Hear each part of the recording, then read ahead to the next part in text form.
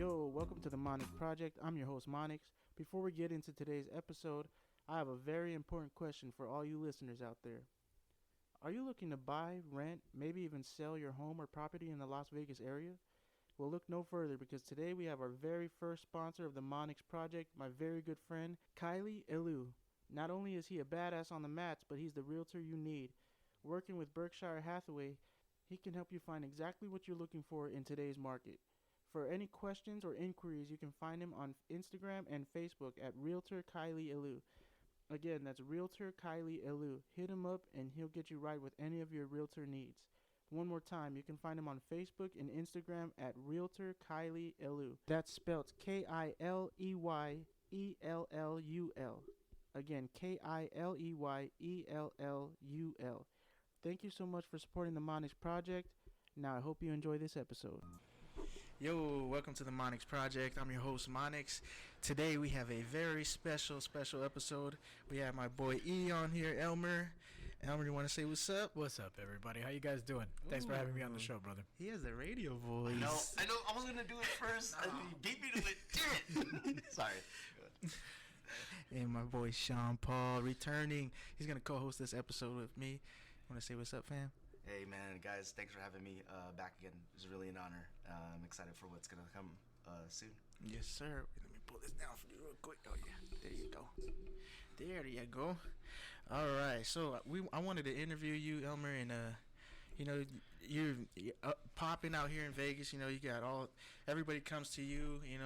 I feel like if there was a Vegas best book, you'd be in it.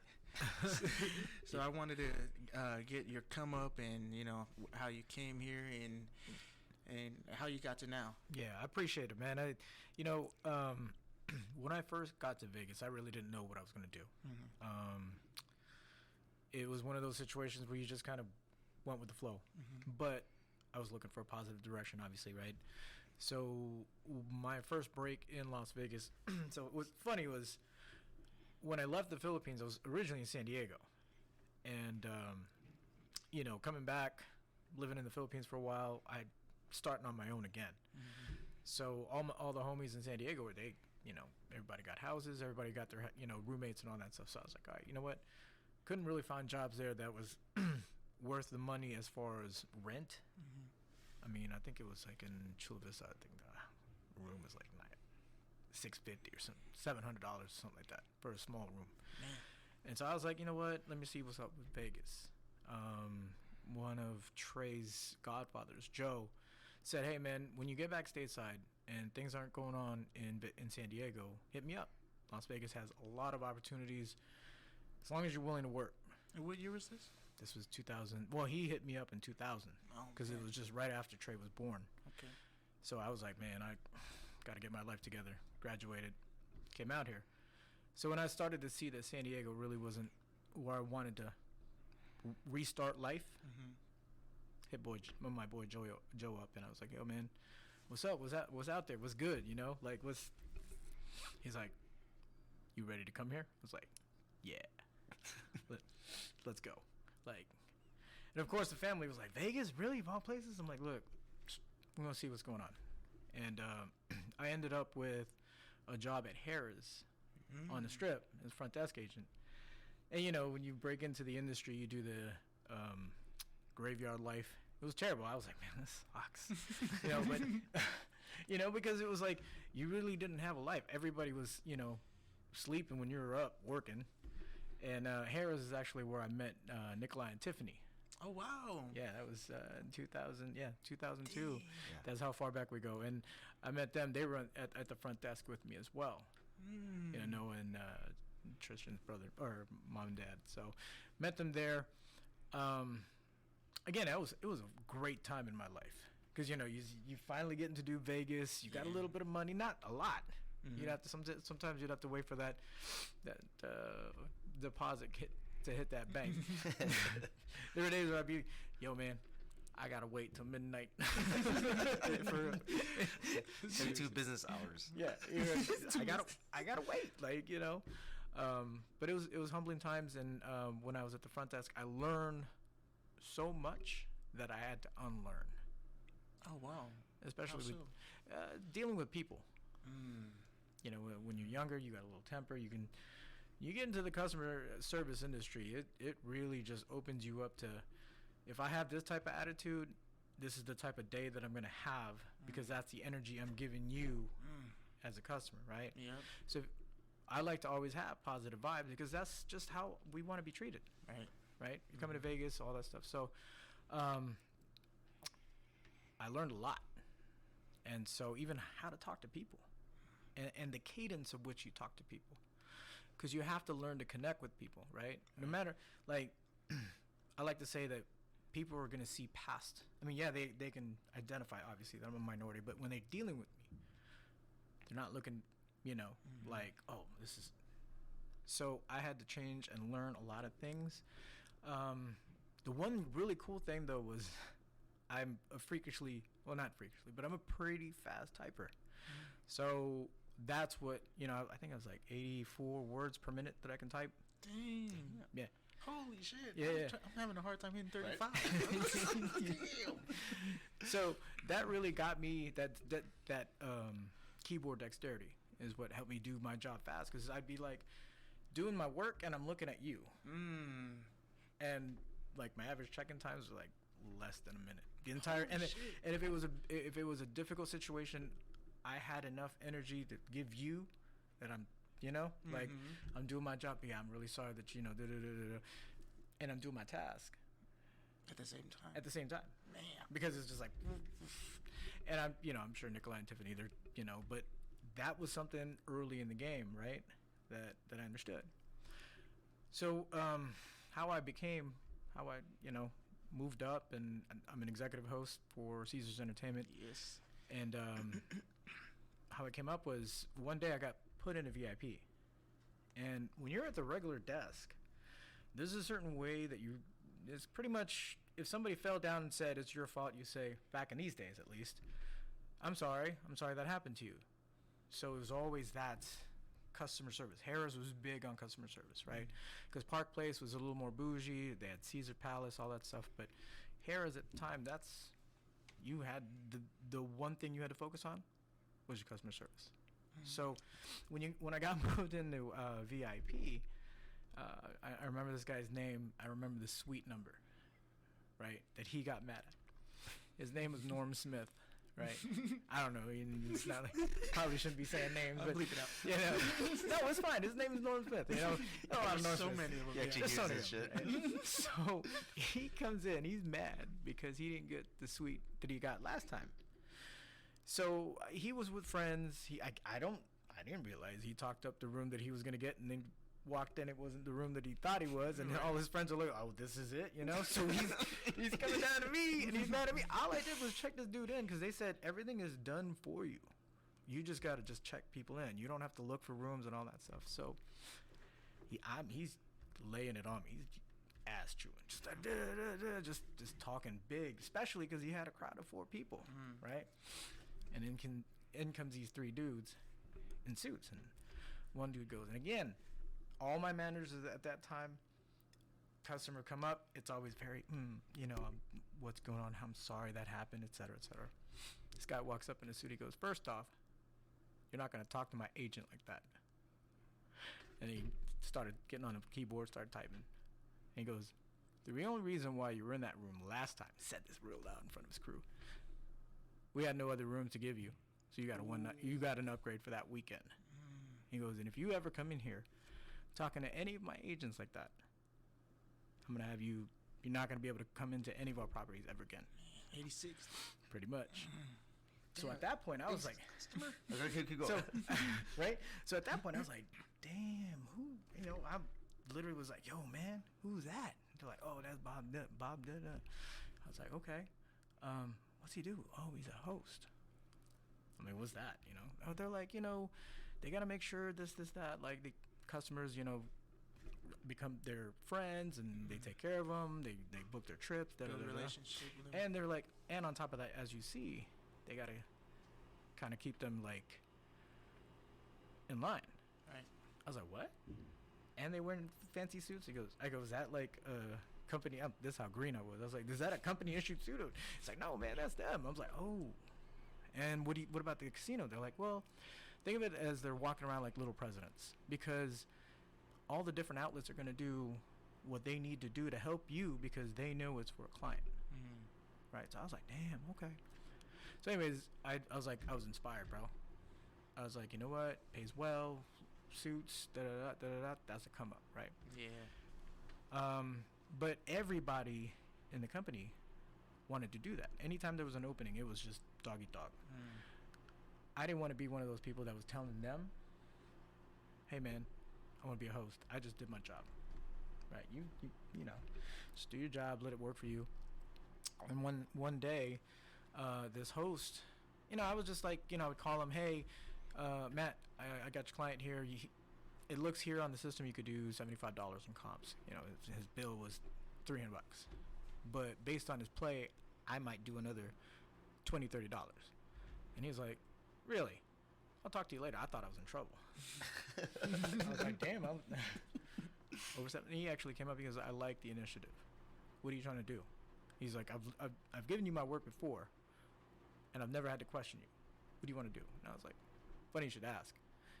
I hear everybody asking about it and talking about it, but I don't see their work. I wanted to, and he was like, I want to do what you're doing, but I don't want necessarily be like, hey, put your name up for me, like, oh, him.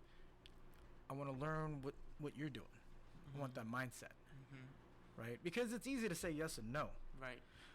How do you deal with people and you know, egos and all the different types of people to be able to balance this? Because you just can't come into this position as a yes man. So, anyways, got in. It was 2004. Harrah's was buying the Horseshoe for the World Series of Poker. So they're like, hey man, we're sending a team over there. We think you would be a great candidate. I'm like, okay, yeah, that'd be great. So I told one of the hosts, I was like, hey, if I can get a little recommendation. He's like, yeah, absolutely. He goes, where do we fax it to? So I dead ass. So I go to this interview at the Horseshoe downtown for a hosting position, junior host, right? So I did my stint at the front desk. I learned from 3 of my mentors. I was ready to go. Walking into this interview, and guy goes, you know, we do the, hey, my name's Elmer, how are you? I'm nervous, right? Because it's like, this is my shot, right? Yeah, this is my time. And this dude was like, Patrick Durkin. Shout out to Patrick Durkin. Give me my first shot, right? Yeah. We didn't really end on good terms, but shout out to that man, right? So at least I gave him his props, right? Yeah, that's you know true. What I'm saying? I'm giving him his job. Leave him alone now. I'm giving him no, Patrick is cool. I'm giving him his roses. So he just literally, it was like a stack of paper like this. And this was, you know, I was like, what's that? And he's like, do you know what this is? I was like, no, sir. He goes, that's a stack of letters of recommendation from your entire host team at Harrah's. I was like, holy shit. Damn. yeah. I was like, what? He goes, yeah. Because I asked one host, my guy, right? Bruce Davis. Dang. I asked him. And all those letter, he goes, so I'd be an idiot to not hire you. When can you start? Damn. It was like that. Damn. that's- I got yeah. goosebumps, bro. That's some movie shit. Seriously, I was like, I was emotional. I didn't. That's why I was glad that he was one, like, you know, because I was like, man, that's my work. Like, I didn't realize that I had affected these people in that way, where they would take the time out of their day, you know. Because I mean, you could be close to 1 or 2 people, right, at the job, but the entire host team. Because I was like, wow, man, that's amazing. yeah. So That's amazing. That's a modern day like movie Wow. movie For real. character. It's literally about a movie about you or something. So if we could go back just a little bit, can we start off? Where are you from originally? Where were you born? I was born in Manila, Manila, Philippines, and my father was in the military. Came in. What's up, man? What's up, brother? Looking good. Yeah. So my father was in the military. We moved around, but I was originally born in Manila. Nice. Yeah. Okay. So what age did you say you moved to the States? Shoot, I think I was like 1 or 2. But like I said, my dad was always going back and forth. Oh, okay. So yeah, Okay. he was in the military for almost. He was in the Navy for 20 years, and then he retired. And then there's a secondary company that's basically support for the U.S. military, but they're civilians. MSc, so he was there for another 15 years. Holy. Yeah. So Man. and Pops didn't want to stop working, but he's that guy. To this day, wakes up at 6 in the morning. I'm like, bro. Shout out to Pops too, huh? Yeah, that. Dude, work just like literally just that one word like just defines that. Yeah. No, 100%, man. Yeah. 100%. So, you went to high school. You went to all your school years out in San Diego, pretty much. No, we ended up in Japan for a long time as well. Oh shit! Yeah. How was it living out there? It was cool. The thing about Japan is one of my buddies and I were just talking about it. It's like we didn't have all of this. I mean, with racial tensions and such, right? In Japan, it was just kind of like we're all one family. Our family is out here, and could be in a situation with war or whatever, and we're sacrificing for the country. And we're all the way out here, so because you're out there by yourself on a completely different country, in a completely different country, you actually create like deeper relationships and bonds, right? I shit you not, there's people I've known since my boy Phil, I've known him since I was 6. Dang. We're still boys to this day, but yeah, it's just that tight knit bond. So all the different groups would always, like to this day, I could get on my Facebook, hey man, remember that one time, dude? And everybody would just because so cool. Not like here where I see Trey, shout out to Trey. Yeah. Sometimes like his fan, I was like, yo man, what's up with such and such? He's like, I'm like, really? You don't talk to him no more? Because I'm not used to that. Mm-hmm. You know what I'm saying? Like the people, I think as kids, when we were moving around, when you had that small time on the base, or you finally, make friends, you're like, dang. And then your dad gets called out to move. You know what I'm saying? So you want to maintain. Back in the day, you write letters to your boy and be like, yo, man, what's up? Where you guys moving to, Or even, like send cassette tapes. You guys, did you guys ever do that? Mixtapes. Yeah. A-side, B-side. Yeah. Oh, wait a minute. Shh. They're going to hear it. They can hear us before you press record. So I think the friendships were not that the friendships that I've had through the years now, like, don't matter. You know how that works, right? Yeah. But it's just a deeper bond when you're moving out to a different country and you're meeting these different friends. So yeah, so we ended up doing that, and yeah. So. Nice. So getting into your professional life, now you talked about the come up. So now that where you are, is it weird for some people that were ahead of you, well not ahead of you, but like higher up at the time back then to see where you're at now? It's funny because actually my mentor, Bruce Davis, who started all that, we're equals now. Man. But it's a profession where you don't they take care of you. The company takes care of you. So there's different avenues of bonusing and all that stuff. Right. So there's people that they can move up, but why? For more money and yet more headaches. You know what I'm saying? Mm-hmm. So a lot of these hosts, they'll stay as an executive host. And you're like, well, how come you? Because the money's good. You got a director job and the money's not as good. You got the title, but so to this day now, and I still call him Mr. Davis. Still, and he's like, hey, Elmer, what's up, buddy? I'm like, hey, how are you, sir? He goes, you still call me sir? I was like, I wouldn't be in this fancy suit if it wasn't for you giving me that shot. That shows your humility too. Yeah, you with the struggles that I've gone through in life. I think gratitude. Never forget who's helped you, and not that any of these people ever want anything in return, but it's just that internal, like, man. Because I know where I came from, and everybody that helped me along the way, they hold a significant part of my life, and they're always going to be that, Right. And that's Mr. Davis is always going to be Mr. Davis. Even if I could tell him to do stuff, I'm like, no.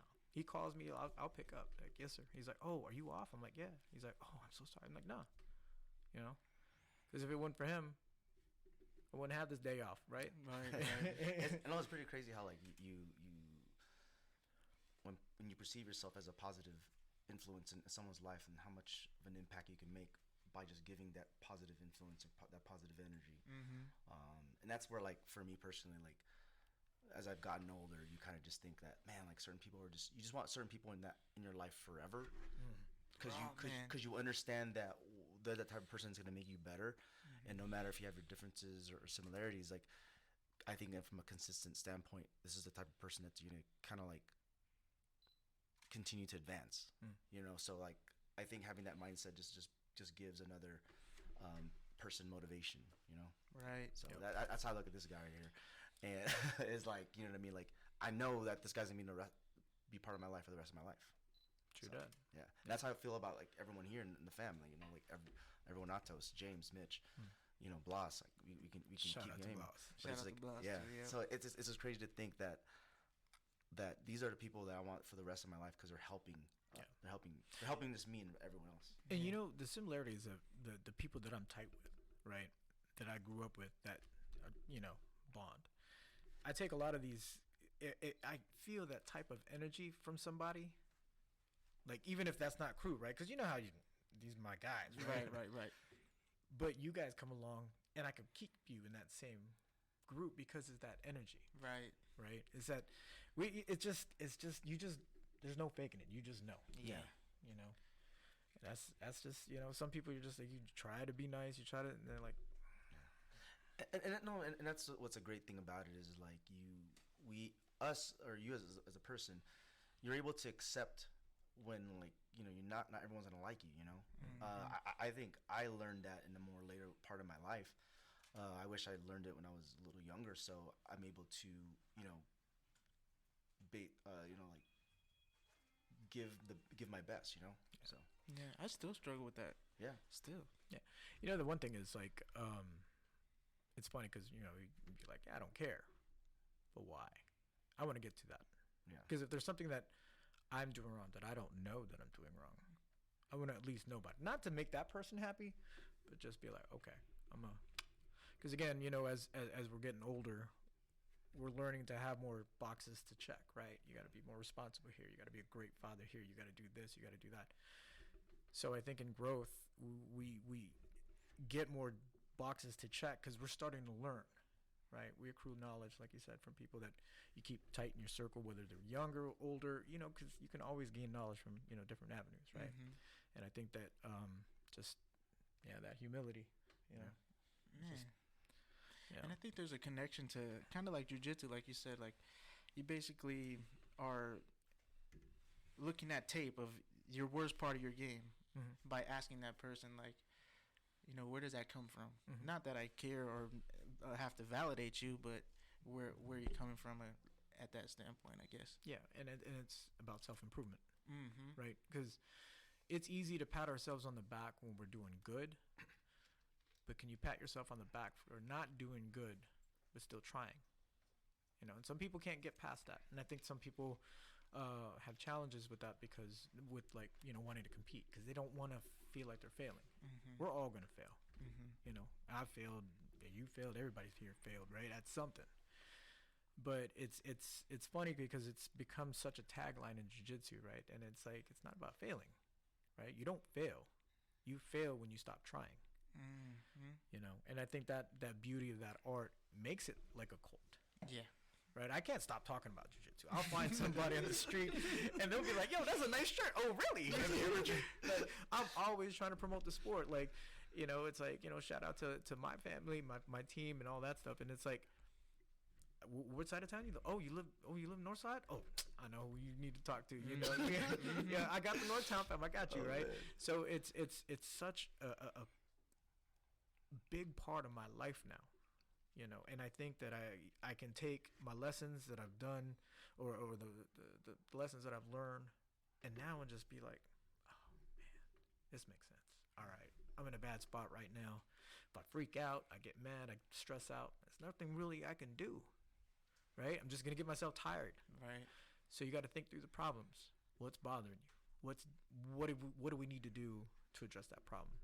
And I think that once it clicks on people, it's just not a martial art. It's more of a mental, and, you know, not to sound corny, kind of a spiritual thing really, for a person, you know? For real. I think it's starting to be more common because it's the proof is in the pudding. Like I feel like for me, the mentality I had at white to blue to a little bit of purple was different than it is now. Like I wanted to compete to better myself. You know, but I think we also have that low key competition side of ourselves. Where it's like, all right, you know, how good am I? How good am I? You know, But I think that with those learning opportunities, they're saying, it's either we win or learn. But it's like those learning opportunities did shape me to be a person that wants to give more back to the community. Absolutely.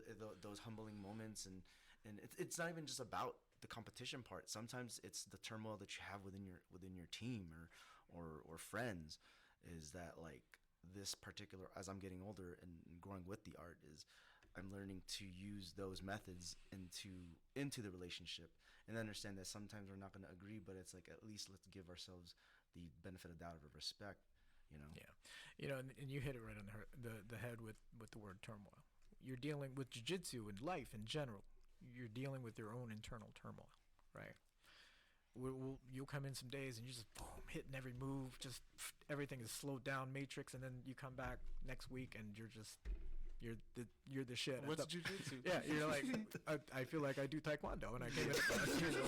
So, but the most beautiful thing about the art is it's constantly challenge you mentally, right? And I teach. Humbly, I'm one of an instructors at the Gracie Umita Henderson, and I teach, or I tell my students, I'm like, look, man, you're out here and you're spending your time here learning this art, right? If you have an opportunity to compete, go out there and do it, because you can't, you can't do this like, oh, I'm learning how to swim, unless you jump in the water, right? And then it gauges you. Now, for some people, obviously, it's stressful because anxieties and such, right? But if you wait too long and you're like, oh, it wasn't as bad. Like, it's just like that roller coaster ride, Yeah. You're coming up, and then you get to the top and you're like, what?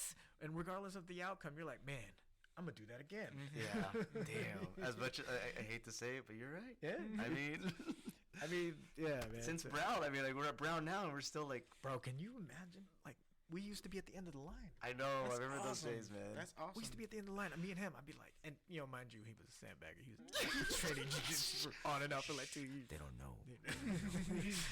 Mr. 8-stripe white belt. 8-stripe white belt. That's funny. Dude, I heard James say that to me too. I was like, yeah, all right, it's time. I was like, no, but see, what was beautiful was, and me and Sean, like, he was with James mostly. I was at Charleston most of the time, right? And so we wouldn't train as often. But then the moment that we did start training, it was like that energy was like, oh, this dude, And we just started vibing. We started, hey, getting in each other's heads, like, how you feeling? How's this? To this day. That's awesome to come up with someone like that. We have I gotta call him either, or he's gotta call me. Yo, what's up? How you feeling? Like, da da da da da. Checking in on each other. I mean, this guy stresses me out. I don't worry about my weight cut. I'm more stressed about his weight cut than my weight cut. Because he'd be like, man, I still got 8 pounds left. I'm like, bro. That's the boxer in him. That's the boxer in him. It is the boxer. But the funny part is literally like Rachel and RJ are just like, shout out to my wife Rachel and RJ, my brother-in-law. Ray! Every time it's weight cut time, they both get away from me. And I'm like, no, I don't want to kick it with me. It's like, because you're grumpy every time you're cutting weight. It's like, no, I'm not. See, you're doing it right now. You're moping around. I was like, damn. And then, no, I'm not. And then he'll hit me in the chat, be like, yo, man, I'm 8 pounds of weight. I'm like, man, I'm not even stressed over my weight. I'm stressing over your weight. Like, I gotta, yo, man, where you at? Like, that's funny. So wait, before we go further into that, what made you step on the mats? Okay. So I was taking Trey, Trey's godfather, Ryan Bernardino. Shout out to Ryan. Asked me what Trey was doing, like, in school, because he was, 8th grade, I think? I think he was 8. He was 14 when he started. And I was like, well, he doesn't really want to do anything. He plays video games and he dances. He's like, he can do all that. He's like, he could do all that, but I don't want him to, get him in jiu-jitsu. I was like, okay, this godfather. I'm like, yeah, jiu-jitsu is great. Got him in. And he was natural at it. They were, the professors were like, yeah, this kid, I've done jiu-jitsu for a long time. I could just see the movements. You know how it is. Now you see the students come in, you're like, man, this guy has talent, right? Yeah. So that was Trey. And so a blink of an eye and he's just murking people, right? So he started competing.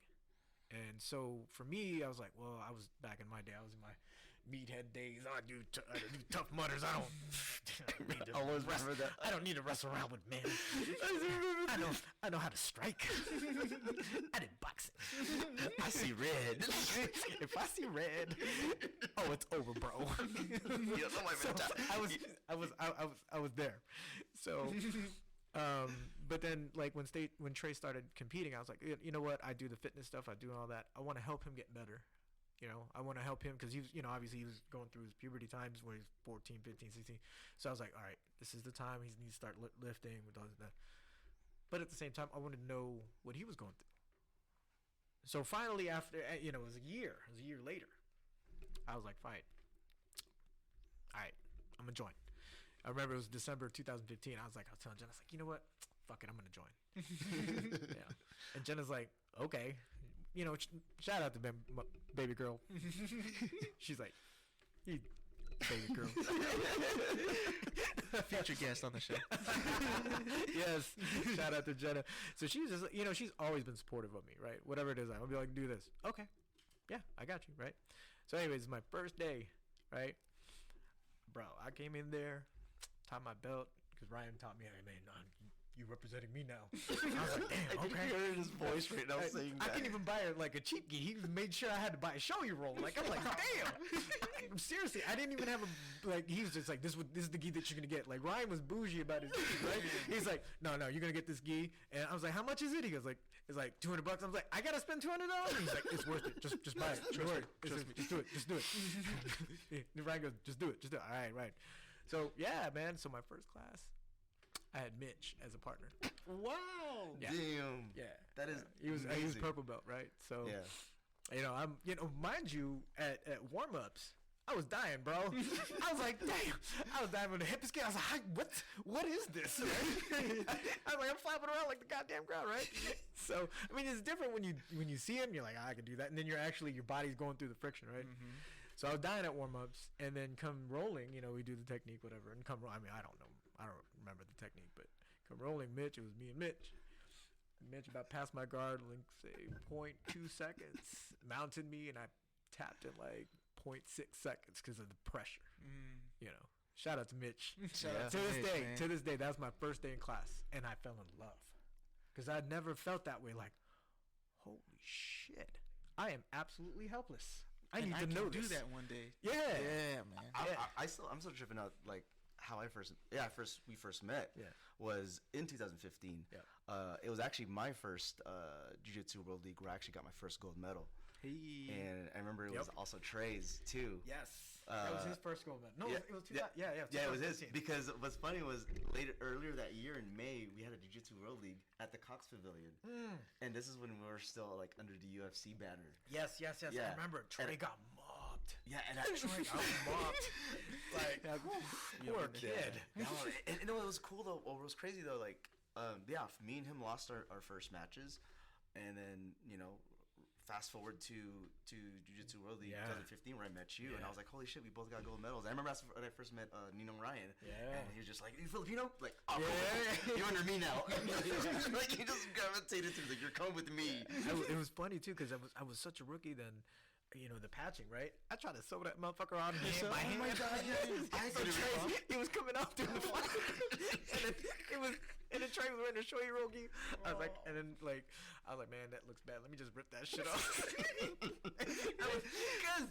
Because Ryan's like, yo, man, you got to get that patch. And I thought, I can do that by hand, right? So I barely got 10 in, the motherfucker, like, so I just started, like, it just was all over. You started skipping, started going to each seam. I'm a Jewish star. I know, right? So, but then, you know, obviously he's getting his ass whooped, bro. I felt bad for him. But then he got addicted. Yeah. He was just like, yeah, I'm going to get better. And so right at that time. And then he went on his winning streak. Yep. He was just murking people. So, but yeah. So, those early years were dope, man. Because like I said, it was 2015. And then, you know, I got my first gold medal. You know, that was hell of a time. Every freaking post was a jiu-jitsu post. Right? And then, but like, we fast forward to 2016. And, you know what I mean? Because I competed. 2016. When I joined in 2016, January 6th, I competed about a month and 2 weeks later. And it was Naga. Naga. I remember that picture of me. Yeah. That back's turned. Yeah, that was a cool picture. That was a dope picture. So it was like, what was it? I forgot the app on the thing where you could just you black everything out and you just Don't just have that. Yeah. Damn. So yeah, we did that, and I competed, and Ryan cornered me, and I was like, what do I do? He goes, take him down. I was like, okay. He goes, remember, it's like football. I was like, all right, cool. I took him down. I got my 2, right? But rushed it, whatever. I think the score was tied, but it was Naga, so you get points even for an attack. Yeah. So if it was IBJJF, it would have been just maybe an advantage. It was 2-2.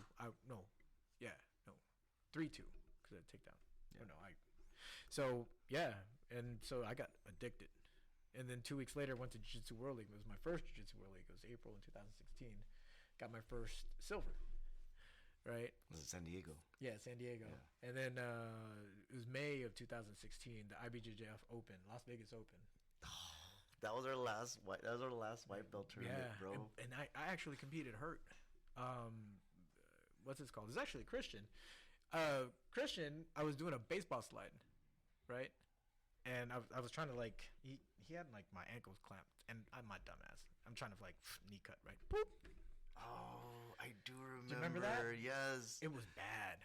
It was bad. I mean, it wasn't torn, but I was limping for a while. It looks that thing was swollen. That's the reason why I did a little semi. Yeah.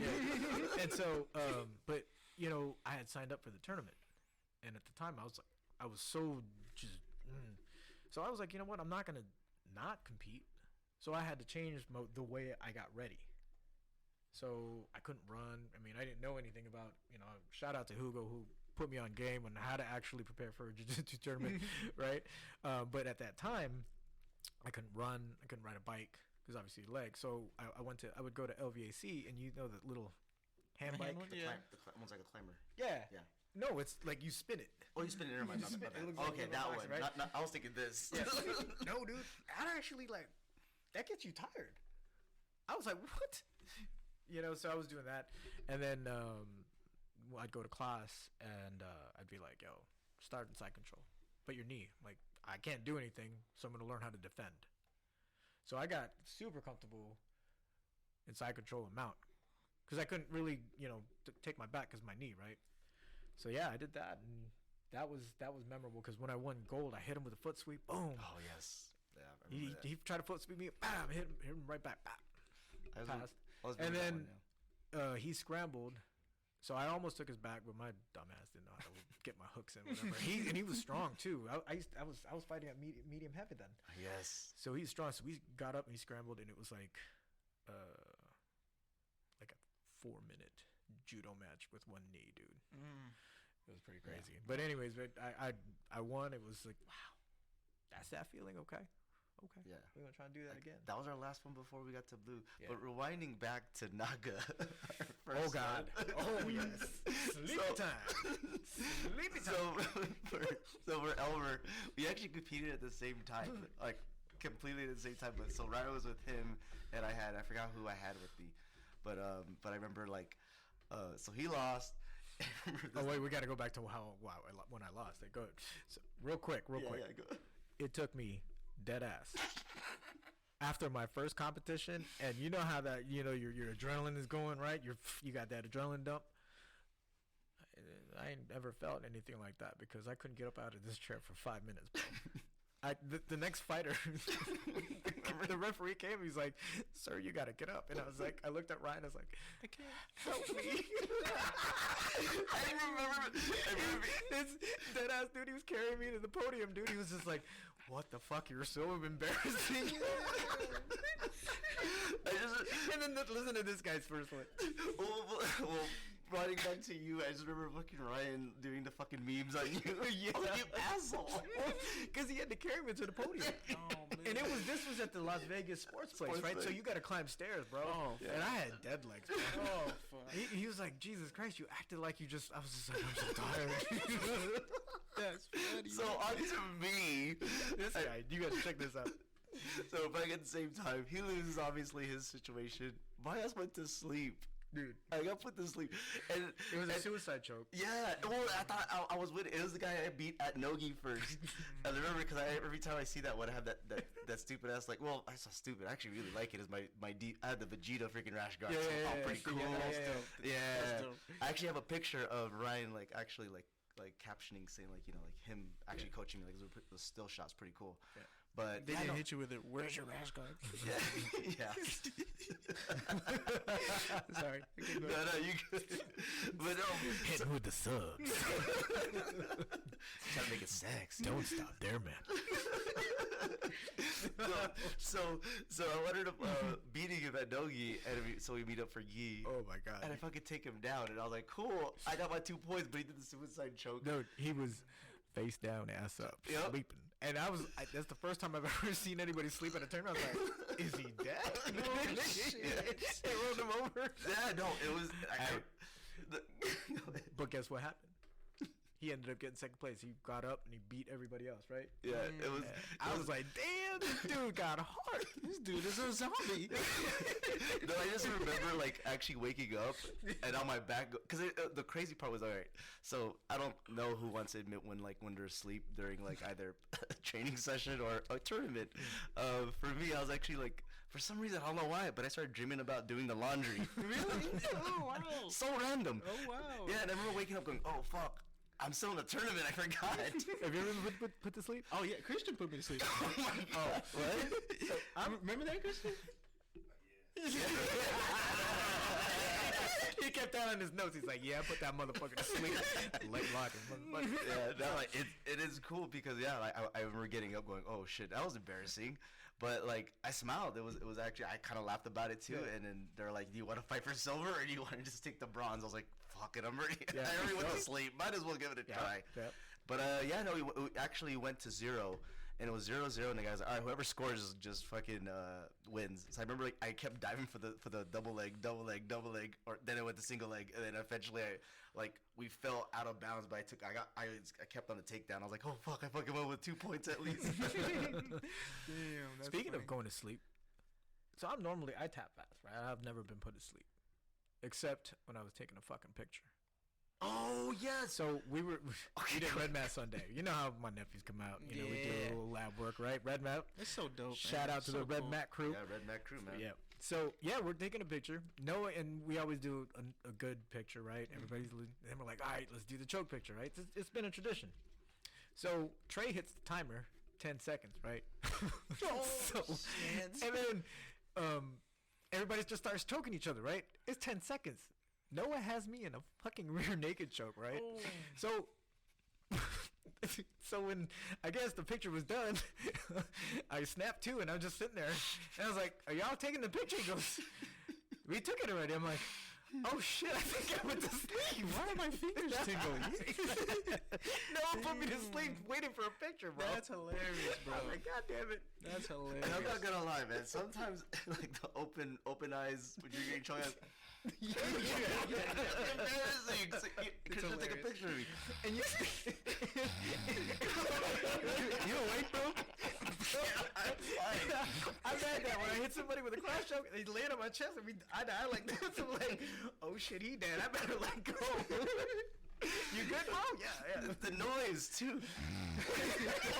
No, that's dead ass, bro. That's so real. That's so real. Hey man, if you've ever been put to sleep, it's fine. It happens, right? If you haven't, oh yeah, it's Control Alt Delete real quick from your brain. Yeah. I feel like everyone has at least been choked once. Yeah.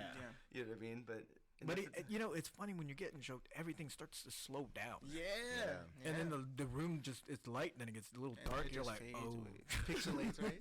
Yeah, the pixelation. Yeah. Oh god. Yeah, that's how my concussions were in football. Oh shit. They were pretty bad. But anyways, talking about I wanted to talk about how does it feel to train with your son, man? I can't wait to get to that point.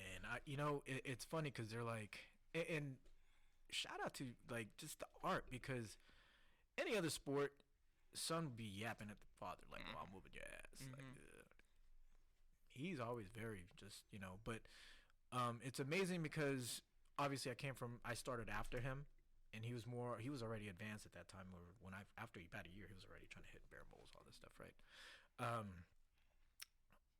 It was great to learn and to humble myself, but I think he respects me more. There's more respect for him that he knows that I don't get mad if you whip my ass. I actually, like, when we train, he's still a baby boy. There are times where I'll be like, no. Like, no. I feel like I'm gonna be the same way. But and he'll whoop my ass. Like, people are like, man, you're when people taking you back, your defense is good. Yeah, I've had this motherfucker taking my back for years. Bro. He's so good. Yeah, he just it's he didn't have the support system as far as the kids that were his age, that kind of, how Noah and Jacob have each other and all the other kids, they're all coming up together and they can push each other, right? Trey didn't have that because he was like a big kid in class, and so he was training with adults, and the people, it's either he was too fast or too good for the adults, or they were just bigger than him. And so he competed, and then life happened, school, had a few injuries. Actually, he kept injuring his knees. But yeah, man, it's amazing because now that we're teaching together, we're bouncing off of stuff, off each other. That's so cool. And when we get into a conversation, and when he criticizes me on certain things and details, he's, because I told him, I was like, look, my physical attributes for jiu-jitsu, my, speed, whatever, power, all that, that's gonna go eventually. Yeah. So when I'm teaching or I'm showing a technique, I want it to be clean. It's like, being as a dancer, you want to hit your moves the right way, and it's the same thing for me. So I'm very passionate about the details, and I may not have the modern game, right, per se, but I'm gonna learn how to at least try to defend it. Yeah, no, and I think there's definitely a big difference with, like, especially as, like, your name is bigger and you've done it for so long. It's like there's that thin line between you're just being good at what you're good at, or you're a jiu-jitsu nerd. James said that there's certain people that he would call a jiu-jitsu nerd, and that's what it was like. Instead of saying, "Oh, that's not gonna work. It's cool. You don't have to do that." It's like, no. Oh, show me that instead. Yeah, because the art. Yes, the core of the art is pure self-defense, right? But at this time, like when Ronda Rousey came into the UFC, she was killing everybody, right? Judo throw, boom, straight armbar, right? And then the girls said, you know what, we need to adapt. We need to not just up our wrestling, we need to adapt our striking, right? And that's how Ronda Rousey got beat. And her coach told her, "You're a great boxer." Exactly. Head movement. Head movement. Yeah. So, no, seriously, and so with jiu-jitsu as the pure form of self-defense, yes, that's always going to be an intricate thing, and you should learn that. There's people sometimes when at our school, like, they'll be like, "Oh, it's self-defense week. I don't want to go." Like, why not? That's the best. That's when you're keeping that sword sharp. You're not going to pull guard when you're out there on the street. Hell no. You know what I'm saying? So, but at the same time, I think that for me and Trey at least, like, yes, there are amazing techniques that this is work and you simplify it, but it's like you don't have iPhone 1, you have iPhone, you're an Android guy, you got iPhone 13, you know what I'm saying? So there's always progression with you're keeping the same principles of the iPhone, the quality and all that stuff, but you got to progress. Yeah. And I think if you don't continue to try to learn and see how the art like moves or transitions into something different, then you're gonna get left behind. Yeah. And I don't think that, like, not everyone will agree, but I think that you kind of have this unspoken rule where when we start, like, we have like this agreement on that we're gonna continue to evolve, because this is why we're in the sport, because it's an endless journey, and you have to accept the evolution of what the art is going to be, just like how we accept the evolution in life. Yeah. You some people's like, man, like especially when they're new, like they're chasing stripes or belts. I'm like, bro, you don't even know how to foot escape, or you don't even know how to hip escape right. You're still flat-footed. What are you doing?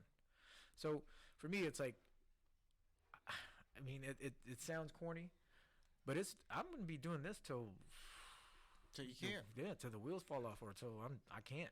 And every time I tell you, every time we lose a tournament, like, or even win one, it's like, we're gonna do this for the rest of our lives, dude. We're gonna do this for the rest of our lives, and so we don't have to end all be all feel. I mean, it's easier said than done. We are gonna feel that way because of emotion, but Yeah. I think when end all be all is like we're gonna do this for the fucking rest of our lives, so you might as well enjoy it. You know, you have to enjoy it, and you have to learn. People need to learn to listen to their bodies, Yeah. right? Your body gives you all these check engine lights. Be like, look, you've been training this, that. You're sore, and you're gonna do this move, and then you're out. And then that's when injuries happen. And I think that's why a lot of people, when they join, they're like, man, oh my God, this is great. Da da da da da. They go hard. They hit the blue belt. They get that injury, and then they're done. And then the struggle, you know, that thing, it became a chase for a belt or a color rather than an evolution to chase knowledge. All right, brother. So yeah, it's and I think, you know, the saying is, once you hit purple, you're in. It's you're in. You're gonna get your black belt. It's just you need to get there, but you're in. Blue belt, you ain't coming back. Another one bites the dust. Yeah, you ain't coming back. Yeah. But hey, whoever blue belt that did leave, Come back. baby, come back. Baby, come back. Oh, you know what? Shout out to Arwen. Arwen left. You remember Arwen Espinola? Yeah. Yeah, he left for a long time. Came back. I was a blue belt. He was a blue belt. And Ryan was already a black belt. I was like, what? He came up with you? He's like, yeah, he came up. I was like, oh shit. So he did come back, and he just recently got his black belt. Shout out to Congratulations Arwen. on that one. Yeah. So yeah, no man, he's a beast. That guy, him and his, we call him Armwin. Oh god, yeah, he gets you in a guillotine. Good night, buddy. Yeah. Oh, for me it was always his paper bag choke. No, plastic bag. Plastic bag. Oh god, paper it was bag. Paper bag's gonna rip. terrible. Terrible. My favorite thing is whenever you tell him something, he smiles at you and says, huh? That is so true. He does the eyebrows. It's the eyebrows. Dude, do the eyebrows, bro. He's like, I can see this. For real, dude. Oh shit. Oh, man, sorry. No, it's true. He does do the eyebrows. Yeah. Congratulations to all the other black belts at Gracie Hugh. Oh yeah, yeah. Congratulations, Shout guys, out, man. They all Robert deserve it, man. Blackledge. Who else got it? It was Santos. Yeah, Santos. And then who else? I mean, like some of Josh Bianchi. Oh yeah. Oh, yeah. Shout out to Josh. He's coming on in a future episode as well. Josh, Hell yeah, yeah. man. Yeah, we actually celebrated him that one night, and yeah, man, it was good. It was good. It's you know, Josh has always been a really good dude, on and off the mats. Solid dude. Yeah, and he used to catch me with that Ezekiel. you know, he's definitely one of terrible. the pivotal points of like, or like one of the meaning, you know, parts of our journey. Oh yeah, J- I mean, yeah. Josh He is was that, there. you know. He was there. I mean, he, you know, and he, you know, it was the first time I rolled with him. He fucking whooped my ass, right? And I was Same. like, God damn. And I was kind of mad because it was like, man, he's my size. Then it was just like, now we, you know, you start to learn more the intensities, and it's just like, I need this guy here. So we literally have this unspoken rule, like, hey, you know, we don't see each other. Like me and Sean will be like every day, and then we look at each other. We're going today. Yeah, we're going, right? You know, we haven't you know, me and Josh were like, we're going. Okay, cool. Or if not, yeah. But yeah, you just need that. Yeah, you do. I mean, that's what, like, again, that's one of my ultimate goals is for me personally as a jiu-jitsu artist. Not even about belt, but just what can I do to help improve this person's jiu-jitsu and hopefully life. And you know, like for people who come into the gym, whether, you know, here at Atos, and you know, just say, hey man, come in, how can I help you? You know, it might change our life. I mean, Yeah. it's a beautiful thing. And even if we're visiting gyms, like just have that mentality too, like, hey, thanks for having me. Yeah. And just be happy, because like at the end of the day, it's like, I know, you know, like in reality wise, like jiu-jitsu, yes, gentle art, but there's always going to be that hidden side of us of competition. Oh yeah. And you know, and that's the thing. And all, you know, the misconceptions also is like, you know, oh, I got my black belt, I'm this great person. No, I mean, yeah, you got to be a black belt on and off the mats, but you got to actually show about it. You got to do it. You can't just say it. You can't, you know, put, you know, like posting quotes and stuff on Instagram and Facebook, all that stuff, and then you know, as a person, you're trash. That's so. I think again, the evolution, and it helps me, keeps my ego in line. You know, keeps me in check. Like now, I don't want no drama. I'm gonna spend. I want to sleep in my bed tonight. Just, you know, keep your just don't just. You can say what you want to me, but just don't do that around, you know, my friends and family. Then I'll be like, yeah. But it's a lot more like, yo, man, we just gotta go, because it's not worth it. Ain't we worth got it. we got so much more to lose. And I don't want to go viral. Hey, if you know, you know. Oh, for sure. No, I mean, like, I think for me, like, I've always had this mindset of, like, just always be a white belt. Yep. And what does that mean? Like, you're always keeping an open mind. Yep. And every time I say that, I always think of Shidoshi from Bloodsport, where Van Damme was like, because you always taught me to not live myself one style, but to keep an open mind. Why? So I can honor you, Shidoshi. This is for you, Shidoshi. Sorry, I literally just went off topic on that one. I love it. No, but that's what, like, I feel as a white belt. Like, even now, is like always keeping an open mind. And yes, I think ego grows on us, and we, like, you know, I'm a purple belt, I'm a brown belt. Like, there's still that kind of pullback. It's a blurry line between raising your expectations and kind of keep your ego down. Right? Yeah. Because you Oh, learn for sure. more. Like, I should be caught in that leg lock. I know better. And then you know what I'm saying? It's like, is that my ego, or is that, you know? Yeah. Because you start to hold yourself to a higher Standard, yeah. standard. Yeah. But you have to also remember, like, when you first started, you were the one going, you know, shooting for takedowns and all this stuff. Now you're a guard puller because you're older, whatever.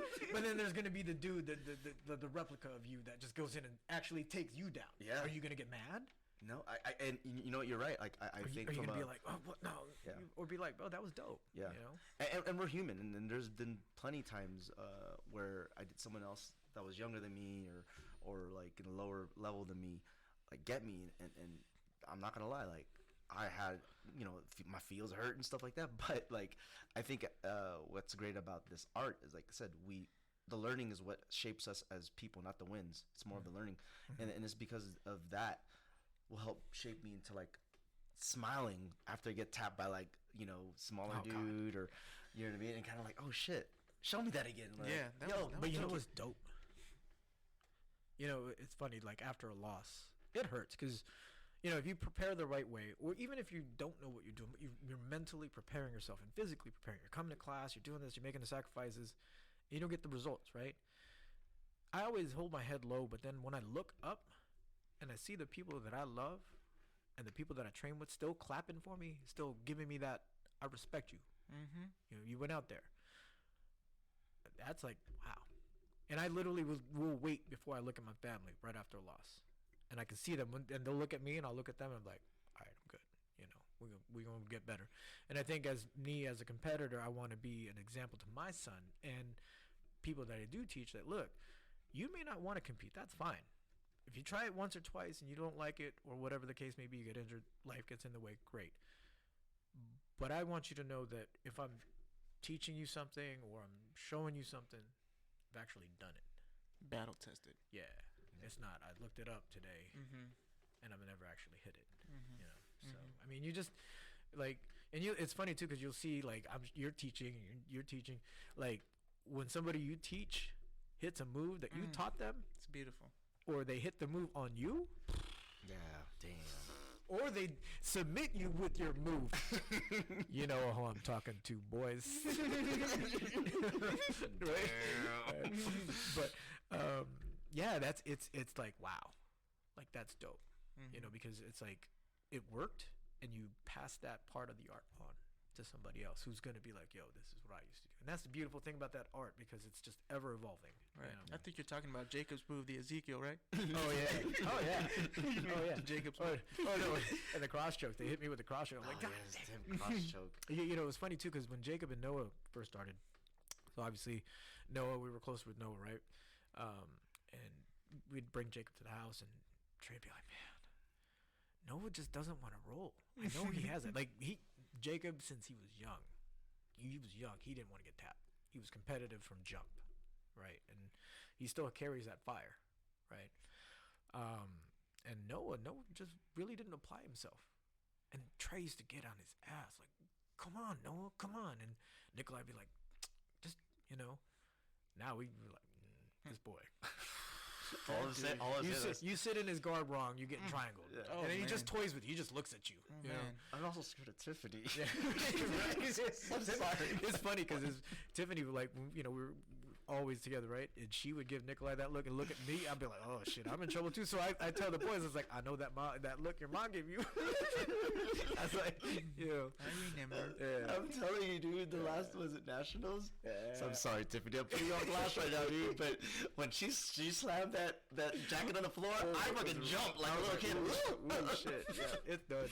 That's funny. But it's dope because you get to see the evolution of kids and how confident they are. And I grew up in a different era. I grew up in so drawing and talking shit. That was my era. Now it's like, oh, you're a bully. Like, no, that's just drawing. If you don't know how to draw back, you in for a long years in high school.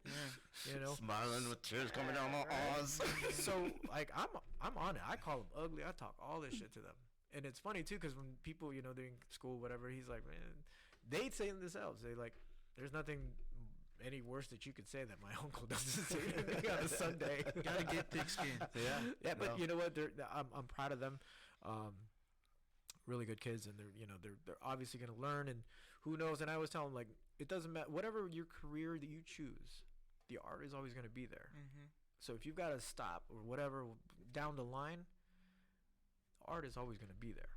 Focus on your success. Now, if this just your success has become this, that, cool. But you already are better off than most who isn't putting everything on this particular sport to get you out. Right. You've got something to fall back on. Right. So. No, for sure. I mean, it's crazy to see the cycle of it, and obviously we're not even around the cycle or anything like that. But just seeing where we were, like it says, white belts, and kind of being behind a line, and still being who we are still till this day, like messing around every time. James probably like these motherfuckers. He's like, and when Jay teaches class, right? He's just like, like, me, this motherfucker. We're like, he's like, all right, drill it. And we just start laughing. I can see the corner of my eye just eyeballing us. Oh, fuck. He's looking. And then remember we did that in-house tournament? Yep. And we did the Michael Jackson. We hit the thriller in our final match at an in-house tournament. Oh God. I wish we had. I got the video. You got the video? Yeah, that was amazing. Yeah. That was amazing. I had to fight this guy. Yeah, I got smashed. No, you didn't. Yes, I did. Dude, that sweep was so beautiful though. Which one? The one where he hit me with the sweep. Yeah, that's like he knows. Yeah, you hit me with the leg. I think it was a leg lock. It was a. You did fake I it. thought that was the other. No, you hit it on all of us. Yeah. Oh, you hit it on Elmer, and you hit it on Mike. I thought I only hit because I just remember the picture from him. I think he sent it to me actually. Yeah. What's his name again? Sorry, Mike. guy. Mike. Yeah. Mike. He's a cool guy. Dude. Man, that guy, beast. I just remember the early years. Fucking early years. We go to West Craig. Oof. Oh, or no, if when it was comp class and you see his car, you're like, damn, he's here. Shit. I hope people don't think about me that way. I know, me neither, man. I hope they see my car and they're like, yeah, Sean Paul's here. Yeah. Nice guy. No, see, and that's the thing. Jiu-Jitsu is a violent art in its sense. Yeah, the gentle art, but it's violent. You need those guys. Yeah. But agree. those guys that'll put it on you, they have to also learn. They have to make sure they take care of you. Yes. Yeah, that's because true. if you get injured, you're out. You're off the mats. And us three, we hate. I know you hate it. Oh man. He even got his ACL surgery, and he's already on the mat today. It's depressing. But so grumpy. you gotta help each other. Yes, we're gonna crush you. You're gonna do this, that, but make sure you're just taking care of each other. Especially, and if you know you got it, you don't need to fucking crush it. You got that. You got a heel hook. You got this. You got that. You got to learn to take care of your partners. Yeah. And it's very honorable too, because like when you go to a open mat or you see like a big name, and they ask you to roll because they kind of like either they know your reputation of like being very you're competitive but you're safe, or I always just mess around and I use WWE references and say like I'm like the Bret Hart of rolling or the Mr. Perfect because there's very safe in the ring and you're very safe in the mats. It's you got to take care of each other. You got to take care of each other. There are times where if we're getting ready for comp, we're going. And if you get injured that way because if you're getting ready, then there's but if it's like I tweaked his arm because I had it already but he didn't tap, you knew when you had it. It ain't worth it. No, it really isn't. Just always take care of yourselves. That's it. And take care of your bodies and listen to your bodies, like I was saying, because the check engine lights, man, it'll hit hard, and then all of a sudden you're out for a long time. Yeah. So A long time. Man, talk about that's what's happening to me. It was a turkey bowl, bro. Yeah, it was. But I gotta say, you can ask James and everybody. Like leading up to it, I was complaining every day. Like I was hurt, man. My body was hurt. Yeah. And then doing another sport on top of that. Yeah. And it was cold too. It was cold too. Damn. Yeah. Yeah.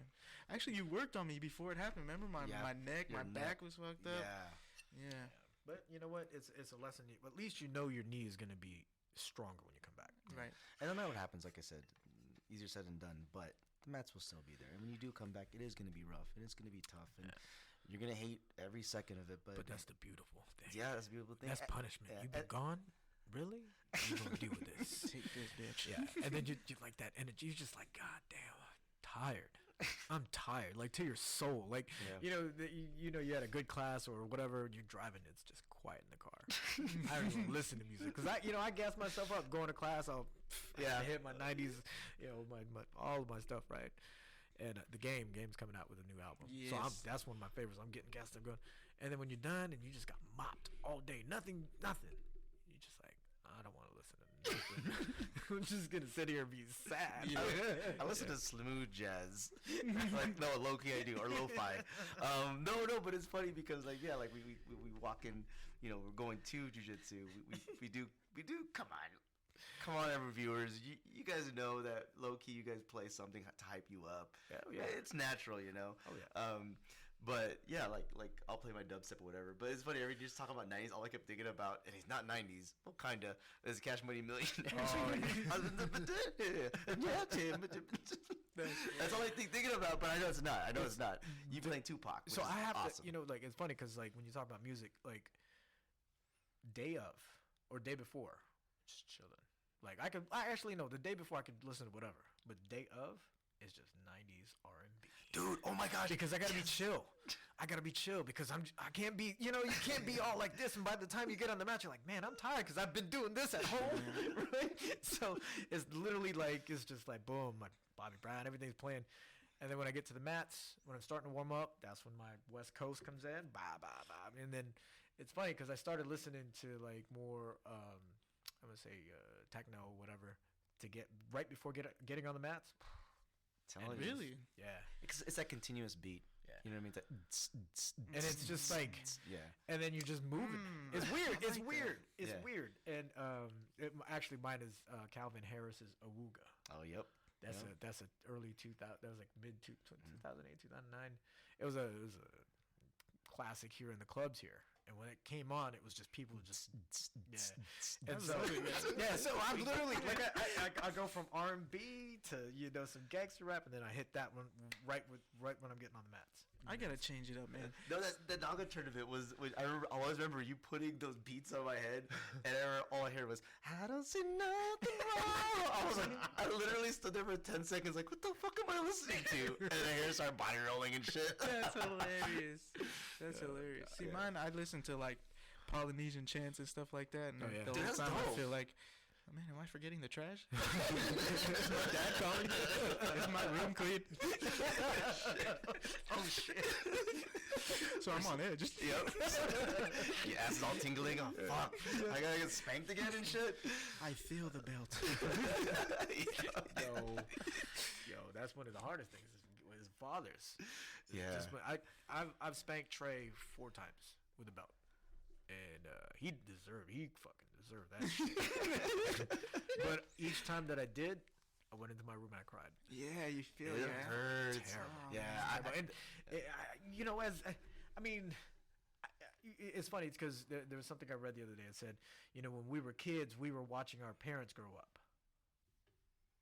You know what I'm saying? They were young. They were trying to figure this out, right?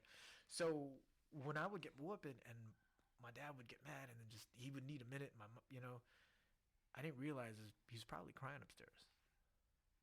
Because as a father, I was like, even to this day, he's 21 years old. I'm like, we'll train and he's still a baby boy, and that's one of the challenges you're going to have. Oh man. Is like, how do I, parents that are just talking to their children, they don't discipline them. They're just trying to talk them to death.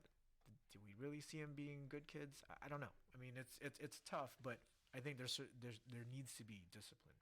Absolutely. Yeah. No. I mean, like the handful of times that I spanked all three of the kids, Maverick, Arwen, and Kenji. Holy shit! I felt like crap. It's terrible. It's terrible. It was terrible. And like, but it also shapes us as parents. Like, again, it's another version of learning has shaped me up to be this person. Another box to check. Yeah. And for sure. Another, we got more knowledge, and it's funny because I grew up getting yelled at, and that was the form of communication toward me, right? Same. And so when it was my turn to raise Trey, I was doing that. And then I noticed there was a disconnect. And I switched it up. Mind you, it's generational, right? They're, moms to this day, right? Pops, whatever. And so I switched it up, and I started to talk to him more. And then if he messed up again doing the same thing that we had talked about, and it's helped. And I've actually done more of, because sometimes some parents are like, oh, don't do this, don't do that, but they don't tell why. They'll give examples. No, I actually give them a reason, like, this is why, this is what I did, I fucked up. You should learn from that. Skip that part of the chapter. Understand what this chapter is all about. Skip that, because you're wasting energy on that chapter. No, that's true. And that's how I talk to him. Like, I tell him, hey, this is what it did. I'm open and honest. I never talk trash about his mom. I've never. Because I never actually, when shout out to Karen for signing over Trey to come over here, I told her, I was like, I'm never going to trash you, because it's not worth that little bit of pettiness that I felt isn't worth the lifetime of scars that I'm giving my son. Absolutely. So I never trashed her, right? So it was always like, yeah, you know what? We love you. It didn't work out between us, but we love you. You got a bunch of sets of parents. You know what I'm saying? And so, yeah, just, telling them, hey, these are the mistakes I made. Skip that. Learn from me, And now we have a great relationship. Now, mind you, there are times where I'll just look at him and I'm like, and you could just see him just squirm like, oh, shit. Every Islander has that look, right? Yeah. I think it's just every parent in general. Like, if true. Well, I don't know. I've heard some Matthew 1. Oh yeah, that's Matthew 2. Oh yeah. Right? Man, it would have been Matthew 1, and then Matthew 2 would have been. For real, man. But yeah, I mean, yeah. So I think that, like, to this day, it was funny too. Is my dad, to this day, can look at me. Even my mom. I mean, moms, you just feel bad. You don't ever want mom to get mad at you. Whatever. My dad, he'll just look at me. I'm like, oh shit. I look at Trey. The shit rolls downhill, homie. You better get your shit. It's funny too, because when they're mad at him over something he's doing, like whatever, right? I'm like, look, man, I'm at work. Your grandparents are calling me over this bullshit. I ain't got time for this. Fix it. Yes, Dad. Like, the shit rolls downhill, homie. Like, they're calling me at work right now over some bullshit you're doing because they don't want to hurt you, because they still respect that chain of command, right? Right. Yeah. You know what I'm saying? Like, talk to your son, So yeah, it's funny. It's crazy you say that, because now I get that with my dad. Yeah. And right now with Maverick turning at 13. It's crazy. Yeah, it's crazy. Like, I'm so proud of him. We went out shooting. He did so good, so good. Like, he loved it. I told him, I was like, you're gonna come over to the class. You're gonna come to the house. We're gonna do a class. And, man, I told him, like, I gave him a plastic gun. It's like a replica. It's like, I want you to treat this like it's live. That discipline. When we got to the range, he was still. I was like, yes. We were actually, he was playing like Nerf guns with like Maverick, I'm sorry, with Kenji and Arwen and like his cousins, and he actually was holding it like that still. I was like, damn, even with a toy gun. Hey, trigger serious out here. Trigger discipline, right? Yeah, no, for sure. But it's funny how being parents, changes you. Real quick before we go to the hot fire questions. Yeah. Can you just, I forgot to touch on this question. What is your favorite part of your job? My job. My favorite part is dealing with people and knowing that every day is different. I mean, yeah, every day is different, but my job, there's always new challenges. And as simple as, yes, you bring in your client, this, that, and then how they get paid and all that. But it's just like, there's always something different. You know, like we were just, you know, like at the job, we was like, oh man, Adele is coming. We got to bump this, da da da da da da. And when Usher was coming out, it was like, oh no. So it's always something exciting. Yeah, where, you know, obviously the problem solving part when when it's difficult. Yeah, but you know what? I still remember and I still appreciate to this day that I'm living out something that I visualized in 2002. Or I'm sorry, 2004. And how many people can say that? You know, No, that's right. That's awesome. like I said, I'm going to be an executive host, Seasons Entertainment. I visualized that 2004. Now, mind you, a lot of speed bumps, a lot of learning, you know, a lot of mistakes.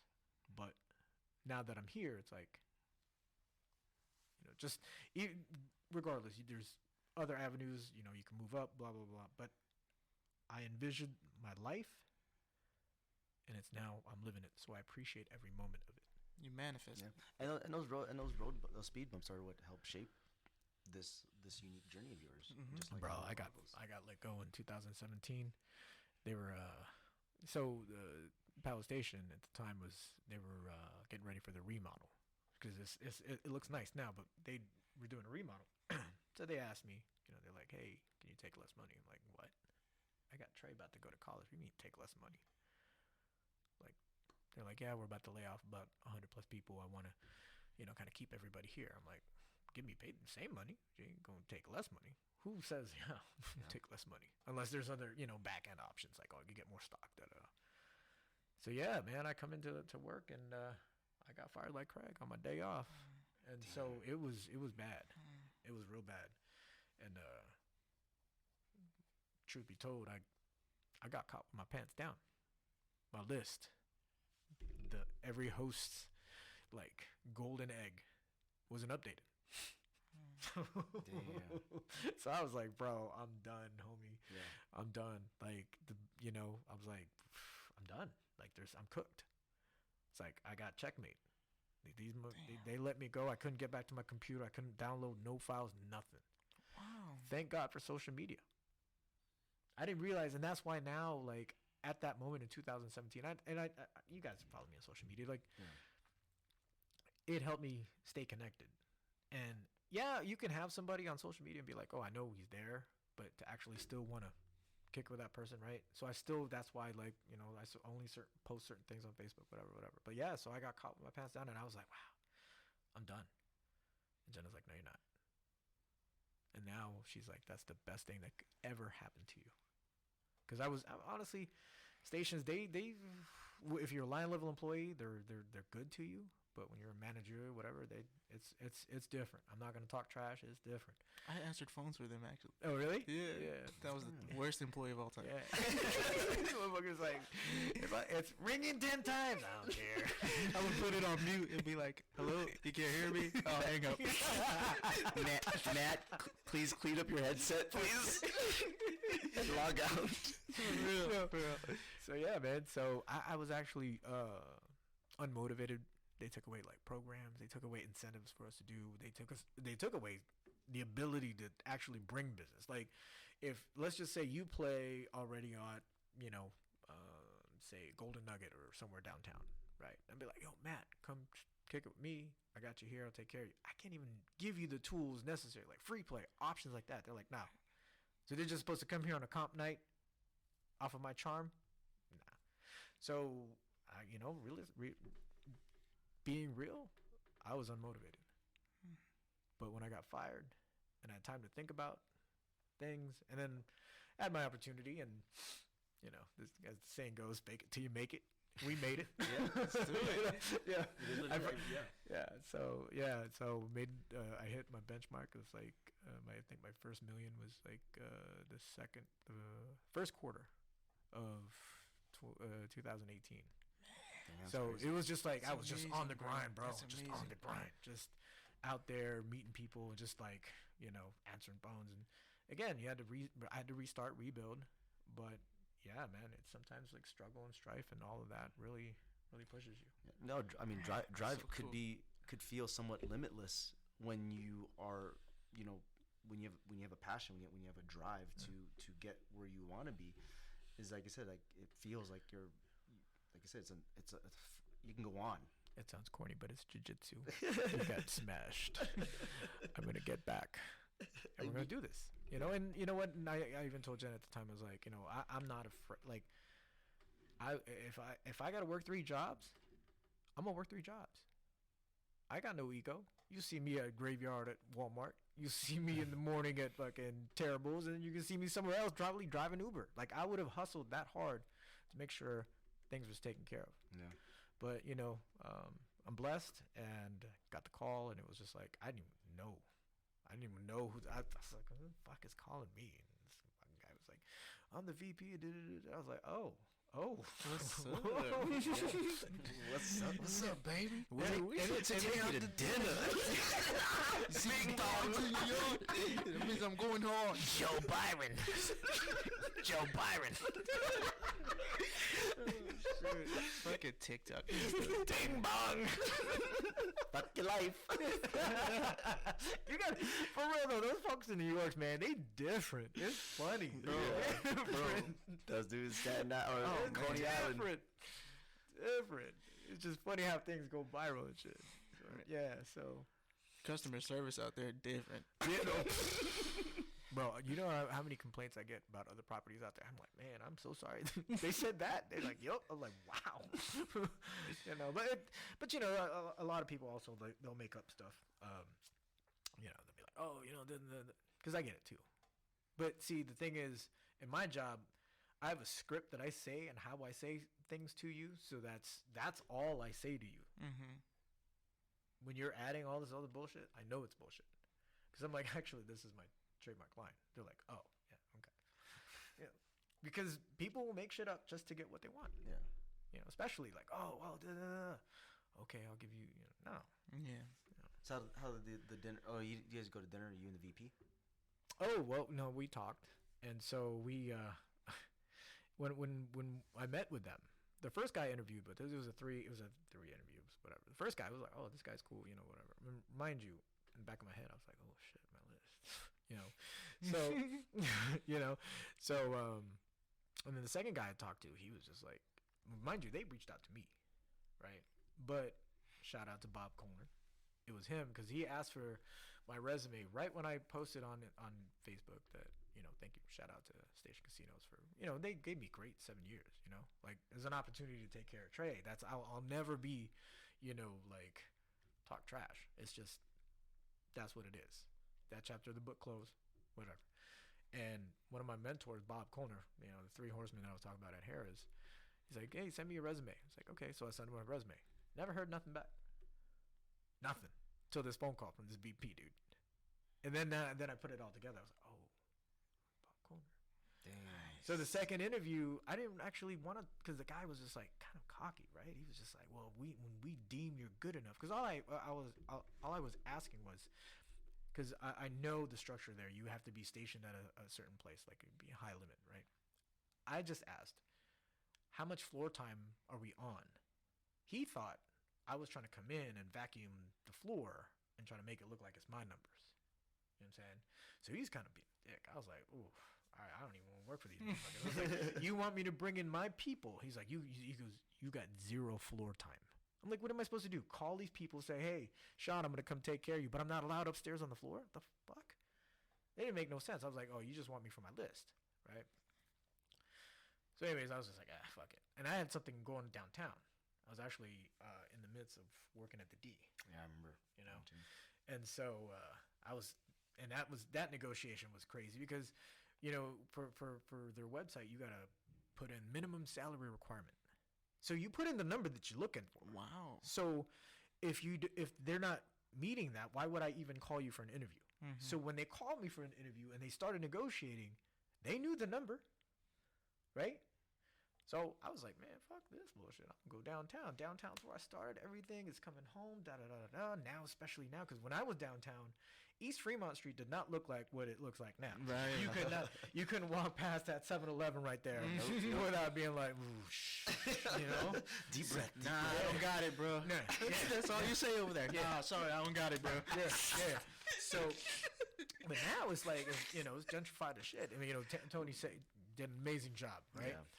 But So I was just like, man, this is homecoming. I got downtown. I got, you know, the canopy. Then I could go here. I was like, yeah, this is it, you know. And I'm here now at Caesars. It was just like, it worked out. I actually talked to the VP. He said, what? I was like, yeah, you know. Then he's like, no, we want you to be comfortable. We want you, like, this dude, stand-up dude, like one of the best bosses I could ever say. That's awesome. And he was just like, I got a question for you. I was like, he didn't know that I was in the middle of negotiating. So when he would send me a text or call me, I wouldn't pick up because I'm on the phone with the other company. So he's like, gotta do, man. he was Can't just knock like, the so, hustle. I gotta say, it's a little hard to get a hold of you sometimes. And I was like, oh shit. He's like, yeah, the one thing that I can't stand is when people say I can't get a hold of my host. That really bugs the shit out of me. I was like, oh, think fast. What do I say? I was like, well, you know what? I was like, you know, da da da. I was like, for the last, you know, 10 years, I've been married to my phone. And this is the first time that I've been away from the job that I don't have to look at my phone. So I'm not always constantly looking at my phone. So if I get a text, I'm spending time with the family. He was like, I understand now. Thank you. Because he was like, now he tells me now, he goes, if you didn't have a good answer then, I wouldn't have hired your ass. Damn. As you said, you know what? Call my assistant. I was like, yo, so me and him were cool now. I was just like, man, you know, because I told him, I was like, yeah, man, I was negotiating. I couldn't take calls at some point. And then, you know, it's Sunday. I'm with Jenna somewhere where, you know, it was like, I'm always on my phone. Like, I'm always looking at text and, you know, doing this. And so it was just like, it was just nice to get unplugged. But the beautiful thing was it was my birthday. So when I got the offer, I got to announce it on my birthday. And it nice. So these guys were at the we were at the ponds, right? Yeah. Yeah. So we had the ponds, fucking got the suite and all this stuff, right? And you know, just singing me happy birthday, and that's when I got the text. I'm like, yep, got the offer. Boom, boom, boom. That's when I was able to say, hey guys, you know, you don't have to worry about me borrowing money from anybody because I just got a job. I always remember that party too, because one of the most like. Oh my god. No, I mean like the party was amazing, and you're gonna be surprised. But like for me, like what really stood out was actually seeing Trey doing homework while doing at the party. I was like, he's doing homework in the middle of the party. His dad's here. Awesome. His dad's out here going, hey, motherfucker, take a shot. What you doing? He's sober. Take a shot. He's doing trigger. Yeah, that's awesome. You want a shot? And then at a certain point, it's like, all right, we got to take him home. Yeah. You know, like I didn't, but Jenna would, you know, drive him home. But yeah, he was in there doing homework. Everybody's getting crazy in the room. And I think that's also why he's not like, you know, I mean, he drinks whatever, right, when he's with his friends, but he's not crazy about it. You know, because I think the taboo of, and I think as parents too, you give him around. It's like it's not a taboo, right? Yeah. It's not like don't, you know, there's alcohol in the cupboard, you know, so. I don't think that's why he's not crazy like that. He's you know, he'll go to the festivals and be like, hey man, you know, just make sure. For me, it's like you're gonna do what you're gonna do. Just make sure you're safe, and Uber. You know what I'm saying? That's. There's no reason. I tell him there's no reason why you should get a fucking DUI, and that's why, you know, I'm pissed off at some of these football players that are local that you know what I'm saying. You know what I'm saying? Like I'm not even gonna give them the publicity, right? That you there's a phone number and all that stuff that you can call to make sure that you're not just other people, but your family, right? That one receiver. We're not going to give him his name. We're not going to give him that. He was literally on top of the world. Over what? No. You know what I'm saying? So for me, it's like I always tell him, if you don't have money for an Uber, here, I'll call you the Uber.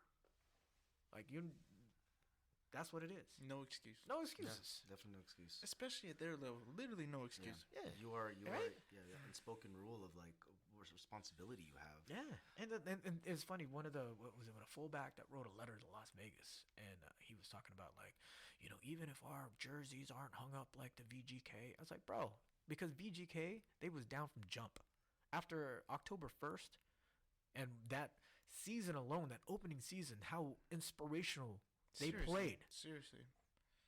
I was like, that's why. Vegas would never forget that. Hell no. That was a terrible time in our city. Mm-hmm. Yeah. And so, you know, and then you got these idiots here that's just like, you know, you know, like the one idiot fell asleep at the up ramp at the Cromwell. Yeah. Mm-hmm.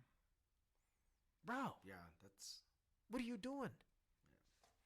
But then again, they get rich at a very young age. Don't know how to handle it. Yeah, they don't have the right they don't have the right people. People around them. mentoring them. I'm gonna tell you this: like you are a professional football player in the NFL. How much more flex do you need? Yeah. Oh, You that's went through true. the trials and tribulations. Forget the money aspect. You're the top 6% Yeah. of the athletes that are trying to be in the NFL. How much more flex do you need, fam? Yeah. You know what I'm saying? 100%. You know, like, Like not everyone can live like Ric Flair. Okay. hey, but no, seriously, don't drink and drive, Yeah. No, it's true. or don't smoke and drive. Just take an Uber. Hey, you know they're gonna have what do you call these lounges that you can smoke now. Yeah, we lounges. Yeah. They're coming out. Yes, my brother's a manager at the Vegas tasting room. They were the first one. Nice. I think also. But see, I hope that they're pushing. Hey, you know what I'm saying? Yeah. Like, Yeah. you gotta, this is because it's just like being at a bar. Yeah. The business is still liable. Like if Sean Paul's a bartender and he gave me too many drinks and I'm way over the limit, and then you know what I'm saying, and I get into an accident, I tell them that, like, technically this bar would still be liable. So they gotta hopefully Yeah. they're doing some sort of Yeah. program. They also have Rest- Nuwu. They have Nuwu in downtown too. Mm-hmm. As Yeah, a that's the one taste- he works at. Okay. But He's the the good- manager over there. But the good thing is they're not gonna be speeding. Just do it safe. That's the most Yes. important thing. For you sure. know. 100%. Yeah. So if we could, real quick, if we could jump into the hot fire questions. Ooh. Can I use the restroom real quick? Oh, absolutely, Okay, absolutely. thank Let's put some pause real quick. Yeah. Thanks, Bathroom break, guys. bathroom break. All right, so jumping into the hot fire questions. These are just going to be quick questions. If you can just give us what's at the top of your mind at the particular time. Sorry, let me get to the. Here we go. All right, what was your first job? Front desk agent. Nice. Where? At? Oh, first job. First In job. general, Yes. commissary store bagger. Nice. Yeah, I still to this day you got to bag a certain way, and the way you put food on the conveyor belt, there's a certain way. You know, like you put your cold with the cold and all that stuff. You don't mix. I look at baggers sometimes. They got the Clorox with the food. I'm like, what the hell are you doing? You know, it's sealed, but it's just that. Yeah, That's my yeah, first yeah. job. No, So, it's funny you say that because every time I go to the supermarket, I actually wind up just bagging it myself. I'm like, don't fucking touch my shit. I got it. Self checkout lane's the best. It's funny though. I won't do self checkout sometimes because I also don't want to give corporations a reason to fire people. Yeah, You know what I'm saying? that's true, Like, sure. I'll like Jenna will say, "Well, you got self checkout," and she'll be like, "Do I work here?" And that's not a "Do I work here?" like I'm being a bitch to you, Karen. It's like, no, I'm gonna give them a reason to have jobs here, right? Because if you look at all the different businesses, it's all kiosk based now. Yeah. You know, you're talking less money, no vacation, all that. Somebody called in, it's literally there, and you're gonna see it everywhere. That's true. Even downtown, the restaurants downtown. We were doing some canvassing downtown, and a lot of the restaurants was just kiosk, and then you just pick up stuff. It is. I guess you guys heard me last time. My first one was McDonald's, and I actually did say that I used to put McNuggets in my pockets. But I actually did more too. I actually did. Dude, I was messed up. So they give us little tiny cups, and we can like drink. You know, we can drink soda. My dumb sample ass, cups? my dumb ass went to the milkshakes. Oh, I would that's what drink I'm talking about. milkshakes. When the snow cone machine would work. All right. So you have any? Actually, Sean, I'll give this one to you to ask. Wait, what? Oh, your favorite superhero? My favorite superhero. Thank you, Pat. I gotta say, man, it's between Iron Man I mean, you look like Iron Man, and Superman. and you big like Superman, but it looks like Iron Man. Fucking Filipino Tony Stark. Look him up. Go as IG Vegas host. That's hilarious. But I think that I'd probably go with Iron Man. Smart, powerful, but just innovative, and that's why I love Elon Musk. You know, he's for me, he's our Iron Man. You know, he's got that money, he's got this, and he's always trying to reinvent things and actually do good for the world, even if people may not agree with everything he says sometimes online. So whatever. I mean, that's the beauty about, you know, people that come big figures in our lives or in the world, is that they're all not perfect. Yeah. There's so many crazy shit like that we know about other ones, you know. Yeah, Iron Man. All right, I love it. Yeah. So, do you have any hidden talents? Hidden talents.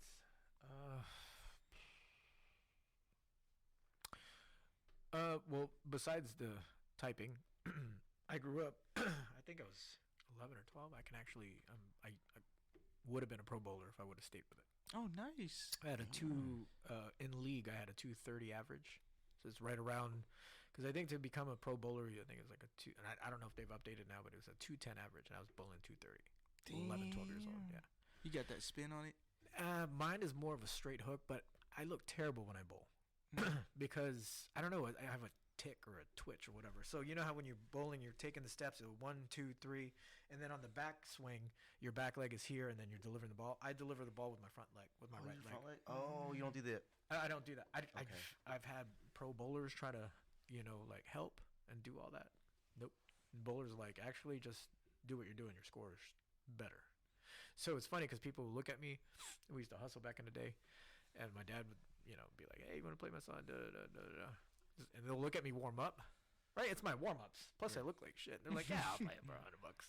And whap. Damn. Whack. I get half of that. My mom would get mad too. All right, modern day or Filipino kingpin. No. Woody Harrelson, right? Got that Woody hustle. Harrelson. Hell yeah. It was like literally like it was literally another white man can jump, but white man can bowl. You have any other hidden talents? Oh shit! What did I say last time? Was it breakdancing? Mm-hmm. Something like that. B-boy for life. No, it was the gloving. Oh yeah, the gloving. Damn it, yeah. It's and that's the thing about the elements is it's like again, dance when I was b-boying and I was popping and locking and doing choreo and all that stuff, his transitions is so much now that it went to big power moves and then now it's more appreciative of the smaller, like the all the way to the tutting to the gloving, and it's just beautiful. Like I love dance, and I think also you'll see a lot of b-boys in jiu-jitsu because of, and even dancers. They don't have to be just b-boys, just dancers in general, because you're trying to teach your body a certain motion that it normally doesn't do. Yeah, You know what I'm saying? it's teaching you how to flow through what position is giving to you. Yeah, and to listen, to see, do this. So, anyways, yeah, that's that. I think so. Yeah,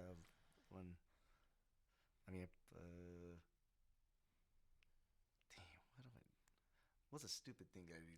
I'm like thinking like a stupid thing. Actually, I can't think of anything. I'm sorry, guys. No. And I said the wrong question first too. That's okay. I was like, damn. That's okay. I wonder why. No, when you said keyboard and you did this, I was gonna say, wait, you were a pianist? When I saw this, I was like, You have to oh figure- shit. Oh God. Yeah. I'm good. Honestly, I wish, we used to make fun when we were kids. We used to make fun of the dudes that go in a band. These are the smoothest dudes out there now. The guys, you get them on piano, like girls are just smooth, but we'd be like, man, we go play sports. Like, what you doing in band? Yeah, no, that's right. Now they get all the honeys. Yeah. They got the Nick Cannon drum.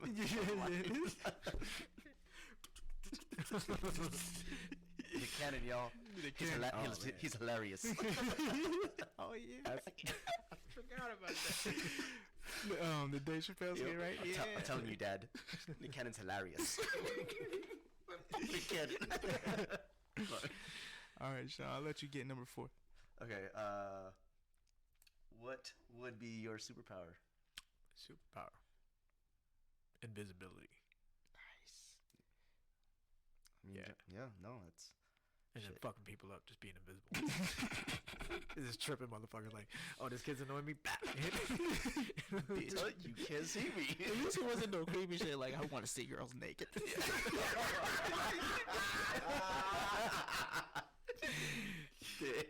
See, when you're Tony Stark, you don't need to do all that. You got game. You got it already. I'm kidding. What about you, Sean? If you want to choose another one. Oh, yeah, you know what? Yeah, I feel like the other one was kind of like a little cheap, because I feel like being a Saiyan is like, that's like being a superhero or like being like Superman, but you have fucking like Kai beans and shit. And yellow hair. Yeah, no, for sure. You know what? Fuck. Spider-Man. I know we talked about the last time, but Spider-Man. I think the ideal sense of like the Spidey sense and like when I was a kid, that's all I thought he was. obviously as I got more into comic books and seeing that he had super strength, speed, the agility, just like being agile, like this is something as a child it was awesome, and it still is. I love the way Marvel has married everything together. Yeah. I think that this new one, wow, Awesome. it was like I was clapping at the end of the movie. That's how good that shit was. Yeah. And I was just like, man, these guys at Marvel and DC. I'm a DC fan too, but they can't deliver. Yeah.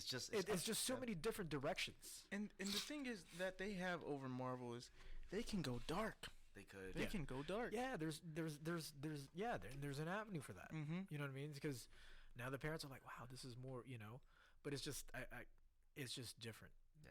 How Marvel puts things together. Definitely, and I think what also another side point is seeing where the superhero genre has taken its course in like the world of film, like seeing where it was at 2008 or even before 2008, like when we had the crappy 80s superhero movies like Captain America. It was horrible. Yeah. But hey, I do gotta say, the fucking Punisher with Dolph Lundgren was fucking dope.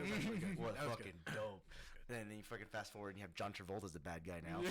You know what I mean? But you just see like where it's taking its course, and actually like you would think after Endgame you're just like, oh well, I think that's it. What can they do? Yeah. It's a lot more. I know. You know what's a lot crazy more. too is like, when Trey was, he was young at the time, so it was all the Harry Potter movies. So I got a little sad that he's growing up now, and we don't really have the movie thing that we normally do. And then when Marvel came out with the MCU, now we had movies to look, and then he taught me, oh Dad, we got to stay after credits because the ending credits scenes. we can see what's going on. And then to getting from that point, the first Iron Man, right? And I remember because he was, how old was he? What was it, 2008? 2008 when it came out. Right, so he's 8 years old, Man. right? And then Endgame came, and how that's what was that? 2018. So 18, yeah. 2018, yeah. So it's like it's 10 years of going to the movies as family, checking out all the movies, and that's till this day. He'll be like, "You want to go see a movie?" Like, yeah, let's go. Like, we have a particular place where we sit because Nice. Dad is hyper vigilant. Like, I'm always like, I'm carrying, and sometimes Jenna will carry, and like there's a fire exit right there. Like, we literally be like, you know where we're going, right? You know where we're sitting. So, I'd love to go to the movies with you. I'd feel safe. But speaking of Spider-Man, everyone's going crazy because Tom Holland said today, I think I might want to move on and let someone else don the suit. And it's just like you were talking about. It's a negotiation thing. Yeah. Come on. He wants more money. That's it. He's going to be back. well, he realizes right now it was always Tony Stark at the helm. Like even with all of the other movies, Tony Stark, everybody was like, oh, Tony Stark, Mm-hmm. So I think that he probably is like, well, they don't really have that person yet, so I could be that one. Mm-hmm. Yeah. So pay me like you did him. Yeah, Yeah. right. Honestly, you gotta get yours. Yeah. You gotta get yours. Chris Evans didn't he took a step back, as Captain America, to like catapult him to do other projects. Yeah. And with Tom Holland, like I'm actually excited for his Uncharted? Uncharted. Yeah, Yeah. because that's actually one of my favorite PlayStation I games. love it. Yeah. I'm pissed at Mark Wahlberg and Sully. Like, what the hell? I know. What the hell? Hey, say hi to your mother for me. Ugh, why? I don't get it. All right. Do you have a quick embarrassing story you'd like to share? So, yeah. So we're at this dance, right? And shout out to Henry Mueller. And so it was the Three Musketeers. It's me, Henry Mueller, and my boy James Alfaro, right? And we're at this dance, right? And it was an 8th grade dance. I think it was an 8th grade dance. And I was just like, like military family, right? So I told you how far back we go. We're sitting there just like, yeah. And looking cool and shit. And then I'm about to sit down because Henry says I used to do this thing where I peacock. Because it's like it's not time to dance yet, so I'm gonna dance a little bit so people are looking at. So some of the girls are Sean knows. Yeah, I'm not gonna fully bust it out, but I'm just gonna do a little bit, just give you a little sample, taste, a little taste, right? Just You're like, oh shit, this guy can dance, right? Then I sat down. When I went to go sit down, the girl that I was actually like, yo, that's the one I got a crush on, right? he pulls my motherfucking chair from underneath me. And the thing was, I was so mad at him because everybody started laughing, right? And he was just like, fuck, I was playing a prank, like, but for me, I just did the peacock, bro. Like, you done ruined my whole momentum, bro. So, yo, for real. So when he pulled that motherfucker from under me, I still had my feet in the air. I was so mad at him. I had my feet in the air, and I was looking at him like, you motherfucker. Dead ass, bro. To this day, me and the homies, he's like, remember that one time? I was like, if you start with a fucking feet store in the air, I didn't even have time to put my fucking feet on the ground. Because of anger. Yeah, that's to this day. That's literally saying. But what's funny is he had his a little bit later on. He got his karma. He got his get back from karma, right? So. And he had a crush, this girl Yoko, right? She was actually the crush. Like, you know that one girl in school was just like, oh my god, like she's just dreaming, you know. So he got on the wrong bus. He jumped off the bus. When he got on the bus, he realized Yoko's there, and everybody's like, he was just like. So when he jumped off the bus, he was so nervous, but there was like a bunch of book bags where he fell. So he fucking face planted a bunch of in front of the high schoolers, and then the bus drivers just started laughing too. He didn't even fucking peel off. He was out there. So when I heard about it, I was like, motherfucker, there's your get back. Damn. Yeah. So did he at least get her? No. Not She was at all. untouchable. The man. ultimate L. Yeah. No, actually, no. If it's untouchable girl, then definitely not She ultimate was L. a senior. She was fine as hell. Yeah, to this day, she's on my Facebook. I'm like, and it's funny too, cause like, there's girls that you used to be like, man, and then you see them on Facebook, like, Glenn, you said no to me, shit. Dodge that bullet, shit. Know it all too well. Oh, really? I'm usually the victim. Like, good thing I dodged him. Damn, the peacock thing is It's a thing. on point because I already know Rachel's gonna talk. It's a thing. You gotta get, it's especially when you're filling out the room, right? Whether you're in competition mode or you just dancing or you just trying to get looks, and you just start doing this a little bit, and you're like, all right, I'm gonna hit him with a 1-2 out. And then he's like, all right, nope, nobody looking. And then, all right, they looking. All right, I'm gonna chill. I hate you right now, dude. I literally did that last week. I was at Area 15 doing that shit. but it's funny though, cause like, and I'll still go out every once in a while. I don't go out anymore. But back in my heyday here in Vegas, we was always out. Jenna and I, now we just laugh because we're like, man, can't wait to get in bed before 9 o'clock. Like, well, I'd be like, I think we're gonna be home before 8:30. She'd be like, oh, you talking to me, baby? I'm like, God damn, we're old, right? But when I do go out every once in a while, we'll go downtown. I don't even like going to the clubs here as much, like the big clubs, unless something going on, family, friends, whatever. But for me, like, hey, let's go out randomly. No, I'll go downtown, right? And one of my favorite places is either Commonwealth or Gold Spike. Oh man, I've had some little Gold Spike. So yeah, you mean where the Hawaii offensive line is the security? Bro, did you know that we got, well, not me, there's some unnamed people that got banned from fucking Gold Spike. Did you hear about that story? Yeah. They So put a sign up. yeah, there's a sign. Well, because we would go there because Gold Spike is always a thing right after the tournaments. Every time after we compete, we're like, you know what, win, lose, draw, we're going out, we're celebrating, we're going to let loose. And Gold Spike was a spot because people didn't have to get dressed up. You don't have to come out of pocket too much. You know what I'm saying? You're just like, let's go. So yeah, we would come in and be like, jiu-jitsu shirts? And then he'd be like, yes. Jiu-jitsu shirts. And so they literally, after all that drama came about, there's a sign. I was like, yo, man. And the dude actually stopped me. He was just like, look, you're not allowed in here. I'm like, what? He's just like, yeah, there's a certain element you bring in. I'm like, bruh, like what? I was like, I got a little like, I was like, I'm executive host. No, I'm not no, you know what I'm saying? I'm not a punk. Call your manager, right?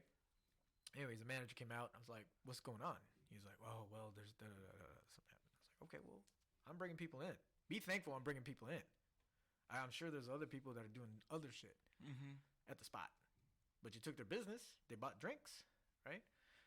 So there was a sign. Jiu-Jitsu world, because they were saying jiu-jitsu shirts not allowed. Mm-hmm. And after I've had this, like what the fuck? Don't treat me like.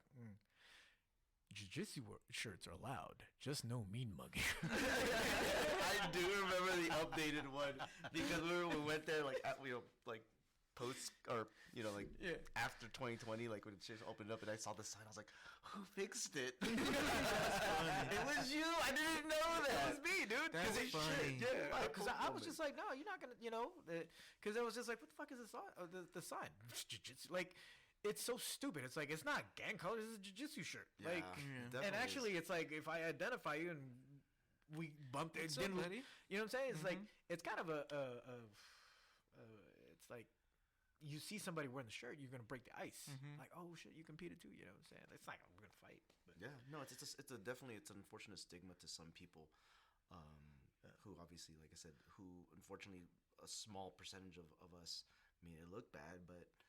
But again, like you said, things happen, and now that shit's fixed. So it's fixed. It's fixed. Boom. Now I'm BFFs with those motherfuckers. Like I'm calling for like my nephew. Like, hey, he's like, hey, Albert's like, I was like, yeah, I got you. I'm texting the GM. Me and GM are BFFs now. We good. My brother works security. He said he saw you guys a couple times actually. Yeah. I think one of the nights that actually happened, he was there. Yeah. That's funny. That's funny. No, but it's a good time downtown, and I love dancing. So yeah. And once in a while, Town Square with McFadden's. Oh yeah. Well, I mean, shout out to McFadden's. Yeah. Jesus, Lauren. She would just get us drunk. Or our wine walks. Yeah. Wine walks. Jesus. Go ahead, Sean. I'll let you take the next one. Oh, I guess favorite food. On or off season? Ooh. Both. Yeah. Okay. Off season, my mom's beef caldereta or machado. It's basically Filipino beef stew. Nice. So it's like American beef stew, but with no beans, and like the chunks of meat are bigger, and then potatoes. Because in the Philippines, it's like, I'm not gonna eat that. I'm gonna That's give how me my the meat grandma potato. makes it. Yeah, and the tomato sauce and all that stuff. Yeah. Yeah. So that's Oh, it sounds That's like mine. it almost sounds like afritada. yeah. But afritada, I think it's they add something different, but they can have the chicken variation. Yeah. Yeah. Because Rachel made that tonight. I had some before. On when I'm getting ready. See, learning about this stuff like nutrition and all that stuff, and properly learning it. Shout out to my coach Hugo Gonzalez in Hawaii. I had to learn and unlearn a lot of things, right? So it's actually been easier for me to cut weight. I actually go a little more plant based. Still get my protein and all that stuff earlier in the day, but at night I usually go more plant based, and it's helped with the weight cuts. But yeah, so it's funny. It's some plant based California black bean burger. Ooh. Plant based. It's good. That's my favorite. I literally will eat that. Like I'll meal prep when I'm going to work, and I'll smash that. Dude, can you imagine like doing like a vegan or a vegetarian loco moco? Oh, With like a fried egg on top of that with some gravy. Damn. Yeah. Damn. Now I'm hungry. Yeah, right. You had to bring it up. Damn it. What about you, Sean? Any other favorite foods? Yeah. So out of nowhere, cereal. Yeah, I love cereal. that's your go-to. Yeah, I get in trouble a lot Yeah. because I take the kids cereal. Which one's your favorite? Oh, currently right now, because definitely there's definitely seasons on it too. But currently right now, cinnamon toast crunch. That's That's I know. that's a go-to. So they actually go-to. Oh, they actually. that sounds good. There's actually I actually just tried. I finished it. Unfortunately, it was the. It's instead of cinnamon toast crunch, it was cinnamon graham crunch. So it was a graham cracker like What? taste instead. I know. I saw one that Play was with a mine. French toast, cinnamon French toast. Cinnamon toast crunch. Yes. Yeah, that was Yeah. old '90s right there. Yeah. back in the day. I just eat that Yeah. brown sugar out the bowl. They, No, they, for real. they even had churro toast crunch. I've switched my milk to oat milk. You guys had it? Oh yeah, I love oat I milk. love that. You don't like it? Uh-uh. I don't. I don't know why. I'm unfortunately the stereotypical Asian who's actually like. Lactose intolerant. Yeah, I feel I like am too. the gastrologist kept telling me I'm not, but I'm like I drink regular milk. I fucking have diarrhea. I think I'm lactose intolerant. Yeah, your body will tell you. My asshole hates me. I love ice cream. That's why you take the lactose pill before you eat ice cream. I need to get it, man. Yeah, dude. Nights are rough. I'm so old. Like we actually have a fill or like a bottle of it in the car, a bottle of it upstairs, a bottle of it downstairs. Oh man, it's horrible. Thinking of it. But I mean, but as a person trying to like, kind of like Elmer, when it comes to making weight or trying to eat right, definitely I'm more traditional, so definitely like your balance of protein, greens, and carbs, especially because for me, well, I still give myself carbs, but like when I'm cutting weight, especially for like 154 for feather, that's a tough cut. It is, but like it is surprising getting easier. I stress about it. He definitely does. Oh gosh, he stresses about it more than me. But no, I mean like, I think as I've gotten older, I actually thought to myself, this is gonna get harder to cut weight. It's actually gotten easier, and I think it's because like my palate is a little more mature, and I'm just like I can't just just focus on one type of meal that I can just eat all day. Even so, I have to limit myself. Lucky. Yeah. I'm a fast food guy. What's your favorite sports team? All around. All around. Chicago Bulls. Okay. Well, obviously, I stopped watching basketball after Jordan retired, but big fan of Kobe, obviously. It's funny because I don't have sport, like I'm 49er fan, right? 49er. He's all smiling. Matt's grinning right now. Like I got OG Jerry Rice jersey still at the house, right? But I've become more of a fan of situations. Like Michael Jordan, how he inspired his team, got 6 championships, right? Tom Brady. So I was never Patriots fan, but what he's done in the league made me become a Tom Brady fan. And what he represents now, especially at my age, he's 44.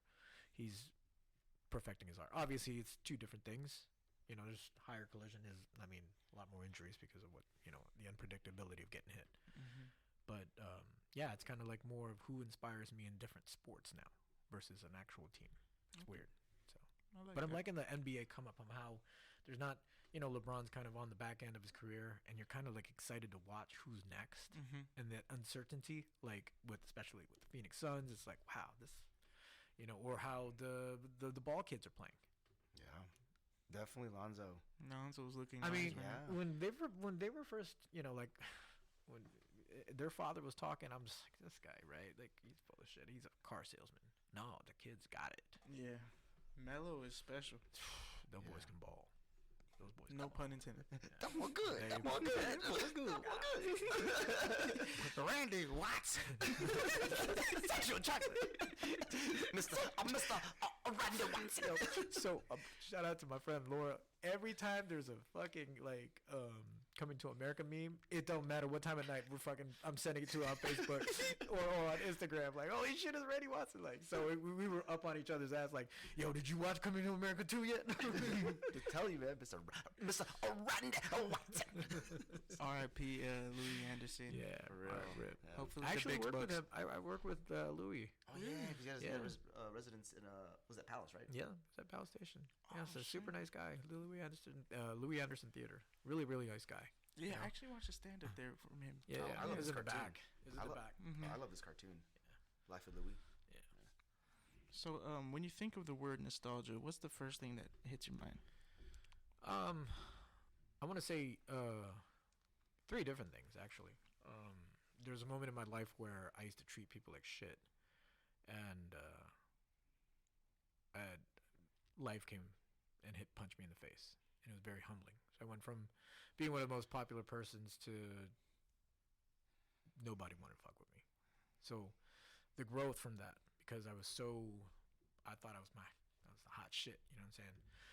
So that nostalgia to bring me back to now, I want to be nice to everybody, because it's like the people that took me in that I was dicks to, I was actually dicks to these people, and they took me in during my quote unquote fall.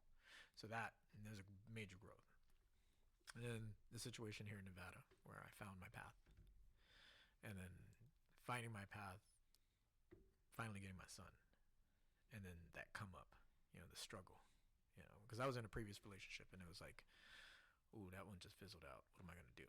And then of course I meet Jenna, and I didn't think anything was gonna happen between me and Jenna, and then, and so yeah, that nostalgia. So there's 3 different parts of my life that I'm just like, wow. And then, when things get rough, I just hit rewind, take a look, and be like, yo, could have been this, could have been this. So yeah, That's awesome. That's awesome. You want to give one? Oh, what are we doing with the sports teams too? Sports teams. We're on reboots. The reboot. Oh, reboots. Gosh. Wait, I thought it was favorite movie. Oh yes, you're right. Yeah, Sorry. Yeah, sorry. No, I know. We are. Right. I'm a bad co-host. No, I'm so you are sorry, not. guys. No, you are not. All right. Favorite movie. And you're a movie buff too. So all 3 of us. I love it. All right. So, favorite '80s movies: The Predator. Ooh. Nice. You heavy pushing pencils in the CIA. I'm gonna have me some fun. Dylan. Son of a bitch. Son of a bitch. For y'all who ain't seeing this, we're actually doing They're fucking doing the air arm wrestle. Damn you, Carl Weathers. and then Rocky 3. Oh. Now, mind you, Rocky 2 was inspirational, but I was young. I didn't understand the struggle. But Rocky 3, when his wife was yelling at him at the beach and he was dealing with fear, Yeah. that for me, it was like, I need a woman that's going to be in my life like that. She's chill. And I'm not going to blow up Jenna's head on the air, but she's chill as shit. But when she needs to talk to me, that's, and it's like, Yeah. so yeah. Yeah. I'm afraid, all right? I'm afraid. What do you want to say? All right? I'm not a fighter. Dude, that was dope. No, Rocky 3 had a lot of swag. Yeah. I mean, dude, fucking Clubber Lang. I mean, come on. I got some more. Got a lot of more. There is no tomorrow. I'm telling you, man, Carl Weathers was bad. Yo, man. yeah, he was. And then on the Predator, he got his arm blown off. I know. Oh, He's yeah. still getting. Yup. Yeah. His arms is so like jacked. Even when it got pumped out, the shit was still flexing. This shit was jacked. Like, damn. man. God, Lord. Motherfuckers, man. One of my honorable mentions for Carl Weathers, though, was Happy Gilmore. Look, Happy. God, We've only just begun. Yeah. And you know what's funny? Most people wouldn't have put that together. Right? Yeah. They wouldn't have put that together. Yeah. Do you have another favorite movie you want to name? Oh, yeah, sure. I know I said Bloodsport last time. Also, you mentioned Elmer and mentioned White Man Candy. Oh, yeah. Oh, it's pretty. It's pretty. It's so pretty. Just leave it up there. He said, if you in Sidney Dean's house, you bring my hospitality to you. He said, nay. God, that is honorable mention. So I guess I can go more modern than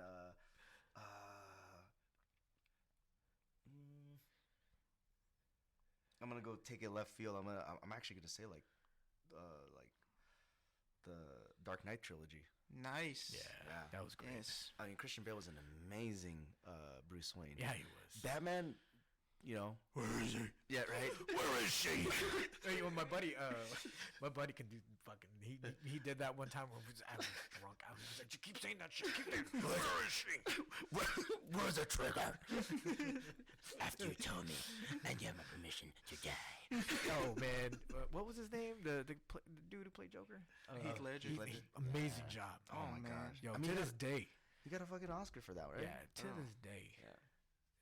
No one But touches yeah, that definitely the Dark Knight trilogy. And then, you know what's low key, like Tom Hardy's character as Bane. Yeah. Like, Shout out to Tom Hardy. He's an amazing actor. Amazing. Do you watch him on that one movie where they were MMA fighters? yeah. Oh, yes. Warrior. Warrior. That yeah. was an amazing movie. Oh man, That was an a great amazing movie. And it actually gave me the same. What was that one?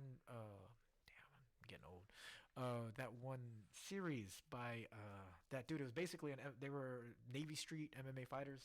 Navy Street. MMA Well, fighter. you're talking about the one with Frank Grillo? Yeah, Um, you know what I'm talking about. damn it. They're supposed to. They're waiting for season 4. They're trying to get season 4 to Yeah. be written because they were with some Paramount. No, No, not Paramount. something else. But yeah, then they got into Netflix, and then everybody was like, "Yo, this is fire." Yeah. Oh, yeah. I was talking about. Yeah, when you said Frank Grillo, all I could think about was like the other characters he's played. And that dude trains. Yeah, he Yeah. does. Jiu-Jitsu and boxing. Yeah. I still actually remember one of his shows on Netflix about like him visiting different styles Oh, of martial yeah. arts. Yeah. Mhm. And he did great at the Purge. Oh You yeah. watched The Purge, right? Yeah. Yep. Yeah. Nice. All right. So the next one is, if you could reboot any role that you could play better, what role would that be? Chow on The Hangover. Nice. Nice. Because when I jump out of the car, it's gonna be bigger. That's funny. You hit it because he's fat. Fucking Chow, man. That dude is. You know that dude's a doctor. Yeah, in real life. Oh yeah, yeah, He's a yeah. doctor in real life. Yeah, he's a Jumped out of cars butt naked. I'm like, bro, you not doing it for us Asians, bro. What He's you doing? hilarious. He's man. funny as hell. Oh man, in Community. Oh Yeah, God. I He's know. So funny, bro. I'm sorry if I offend anyone, but I always love the ha gay. I'm sorry, guys. Oh my It was just a scene. And he's the Spanish teacher. That's Yeah. hilarious, bro. That's hilarious. I love that guy. That dude's funny as hell. All right, I'll let you say the next one. Oh, best impression. Best impression, like me, I can do a best impression. Yeah. Fuck. What's fucking impression? I don't know. Fuck. Well, Do I- just pretend every time I always do my impressions to you during class. Okay, guys. I'm teaching music, and I'm telling him to stay in character, right? James watching film like this motherfucker. Dude, I swear these honestly, I don't know. It's got to be on the fly. Sometimes I do like Indian, impressions, but you can't do these things. Not anymore. You can't do these things. But De Niro's, one of ours. I used to try to do De Niro, but I can't. Hey, forget about it. Oh, hey, hey, and then you got to do the fingers. You got to. Can you move my nipples? Random one. Give me one, Sean. I know you got it. Every time, do you want to pay for the constructor, or he says since you're the guest, Do it. Okay, so before I get ripped on by a lot of jiu-jitsu people right now, I do an impersonation of a Portuguese guy, and actually, I've got a lot of great inspiration from Chris Angel, throwing you under the bus. One of our boys, Sam, so every time he goes, okay, guys, so you look at my hand, this one, snap. It's snapping for me. You go around the collar and then boom, you get the choke. 1, 2, 3. Sorry guys. I'm so gonna get. Don't worry, we're all of us, all of our countrymen. We all got, like my uncle would be like, "Oh, are you COVID positive?" Oh God, did you hear about COVID Bryant? Yeah. So in 2020, the thing was going on. A Filipino lady named their baby, I don't know if it's a guy or girl, COVID Bryant. I was wrong. Only in the Philippines. Like, what are you gonna do with that? Oh, You just poor guy. it's good. Horrible. Just call me Kobe at that point. Can you imagine getting like a friend request from COVID Bryant? Like, they're gonna think it's a bot account. Oh. Wait, quick story, real quick. My aunt works in the welfare department in Cali, and she got this what is it called? Like a application for welfare, and she reads it. The lady sitting in front of her, she's like, orange Jello and lemon Jello, and the lady says, it's Orangelo and Jamangelo. Yo. No, that right. So I'm a host on duty, and because it's the grind. So I like to keep the workplace playful. So an agent calls me. It's like, hey, can you pull up this account number? She's kind of mean, and she's asking for these comps, right? And shout out to my Vietnamese people, right? So their names there, like bitch, B-I-C-H, Tran, right? So there's actual lot of people named Big. I assume it's Big Tran, but it's spelled B-I-C-H. So she asked me, I was like, what does that bitch want? And I'm like, is that bitch being nice to you? She's like, nope. Then tell that bitch she can't get nothing, and tell her bye, bitch. And the agent calls me up, right? She's just like, Jesus Christ, I was dying. And I couldn't die in front of the guest. You can't put that on mute. I know. Oh my God. So yeah. Man, fuck that. Yeah, we kind of did. Right? Oh, yeah. P-H-U-K. So, again, all love to my Vietnamese friends and family, Yes, y'all. love you guys. But you guys know. Yeah, it was just jokes. All right. Do you have a favorite submission? Cross choke. Yeah.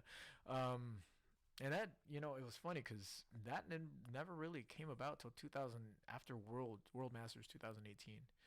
And again, shout out to Ryan. Ryan's gonna give it to you straight. He'll just tell you you're fucking terrible. Like, and I showed him the video. He goes, because I was trying to do a loop choke, and I was brushing the guy's hair. And he goes, "What are you, like, in love with the guy? What the fuck are you brushing?" And then, because I was trying to cup the back of the head and do that, and then he goes, "Oh, and you need to fix your grips." And so I started to develop, because when people would try to pass, I'd be like, "Hey, their neck is right here. Let me," and that's how it just developed. Nice. And it was just, and then it just came from there. But yeah, just I like cross chokes and loop chokes. Nice. Sean, you got another favorite submission? I know it's a paper cutter last time. love the Bow and paper cutter. arrow. I Oh mean, man, you're good I at know- it too. oh, thank you. No, I just like the way it looks. It's kind of cool. You're like horizontal and shit. It doesn't feel cool. No, it doesn't. Especially with Sean's thick ass thighs. Oh my god, Hips don't lie, right? it's thickums. Thank you, good sir. Quadzilla. I know, right? Eat your heart out, Carl Weathers. Yeah, right. Keep mentioning this guy. I'm so sorry. Shit, he better start paying you. Biggest pet peeve.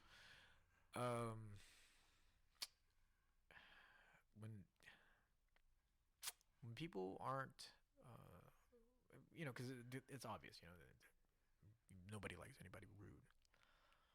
But when people show a lack of gratitude, you know, no matter what situations, shit happens, right? You always try to remember where things, you know what I'm saying? Like, I again, for me, I'm always, even if situations turn bad for other relationships in the past, I'm always thankful for that experience. So when I see people who show, you know, like, when they need something, their response time is like, brah, brah, brah, right? Hey, right? Because they need something. Mm-hmm. And then when they don't need anything anymore, response time is sometimes, you know what I'm saying? So, and it just, for me, it's like, just a little respect and gratitude. So, yeah. You got another pet peeve, Sean? Well, humility. I think.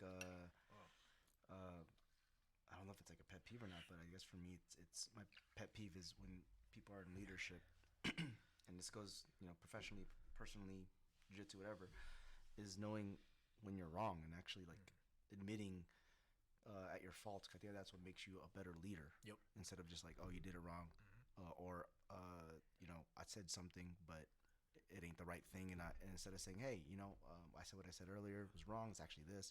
No, they just go, this is what it is now, and that's it. You just got to deal with it. It's like, nah, you got.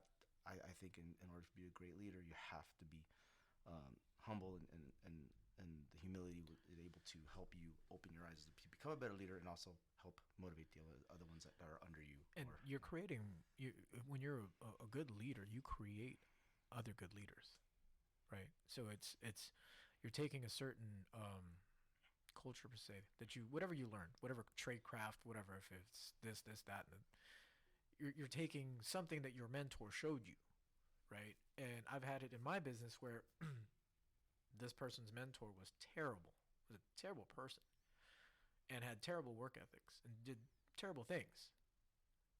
And that person that learned from her still has that.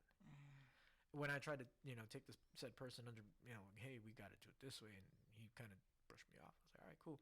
Then when things happened in his situation, he called me back and was like, hey, you were right.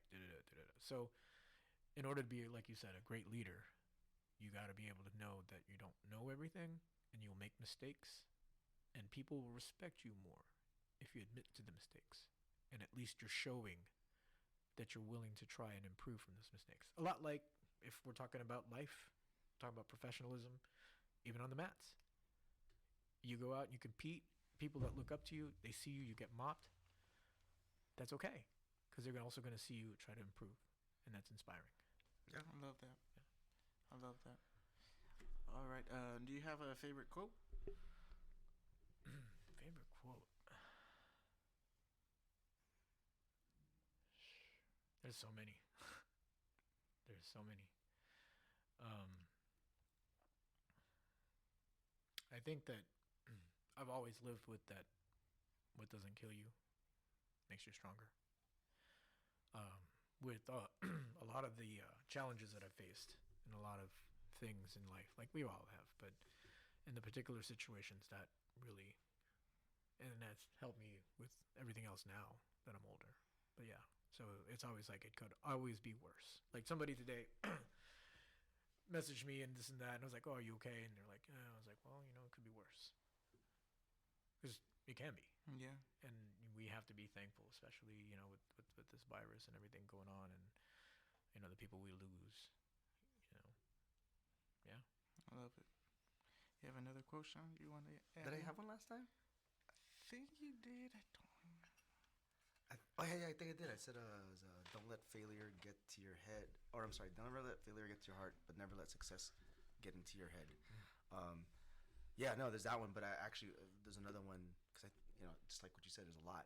When we go through things in our life, we have one that kind of helps guide us to the next level of our journey, or the next chapter of our journey.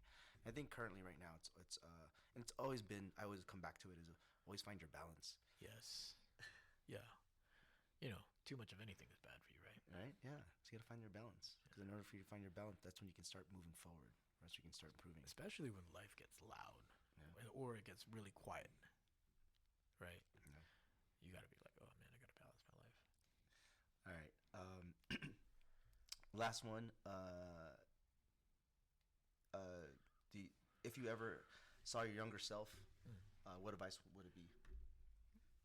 What advice would you give your younger self? Sorry, my wording is terrible. Oh, no. I was like, Sorry. No, you're fine. Well, honestly, like, I don't regret anything that's happened and all that stuff, but I would tell myself, don't worry, it's going to get better. Keep going. That's it. That's probably it. I love that. Yeah. I don't, there's speed bumps and all that drama, but I wouldn't be here with this knowledge. Just like, again, we're going back to our beautiful art. You didn't get that ass whooping, you wouldn't have that good defense. You know what I'm saying? So, yeah. Anything else, Sean, other than last time when we said, stop touching that? Stop touching that. Yeah. I guess for me is, I saw my younger self. Damn, because he's really dumb. We Get those chicken nuggets out of your pocket. For real. No, I guess for me would be, it's very similar to his, but it's also like, because you go through so many things, and I think that the way that you react to it is just so different from what it was a long time ago to what it is now. Definitely, I can't really think about anything right now. Like I do know probably when I was like in my early 20s, to really actually like find what I wanted to do instead of trying to like meet someone's expectations. Because I mean, look what happens now. Like as we got older, we wound up having to kind of like make a detour in life and be like, oh shit, now let me find what I really want to do. So yeah. I like that. That was a funny one. I got a real funny one. If I could add on to it, I walk up to him and be like, "You can actually fight. You're gonna have to wait a few years." Right? Am I real? Yeah. You can actually fight, buddy.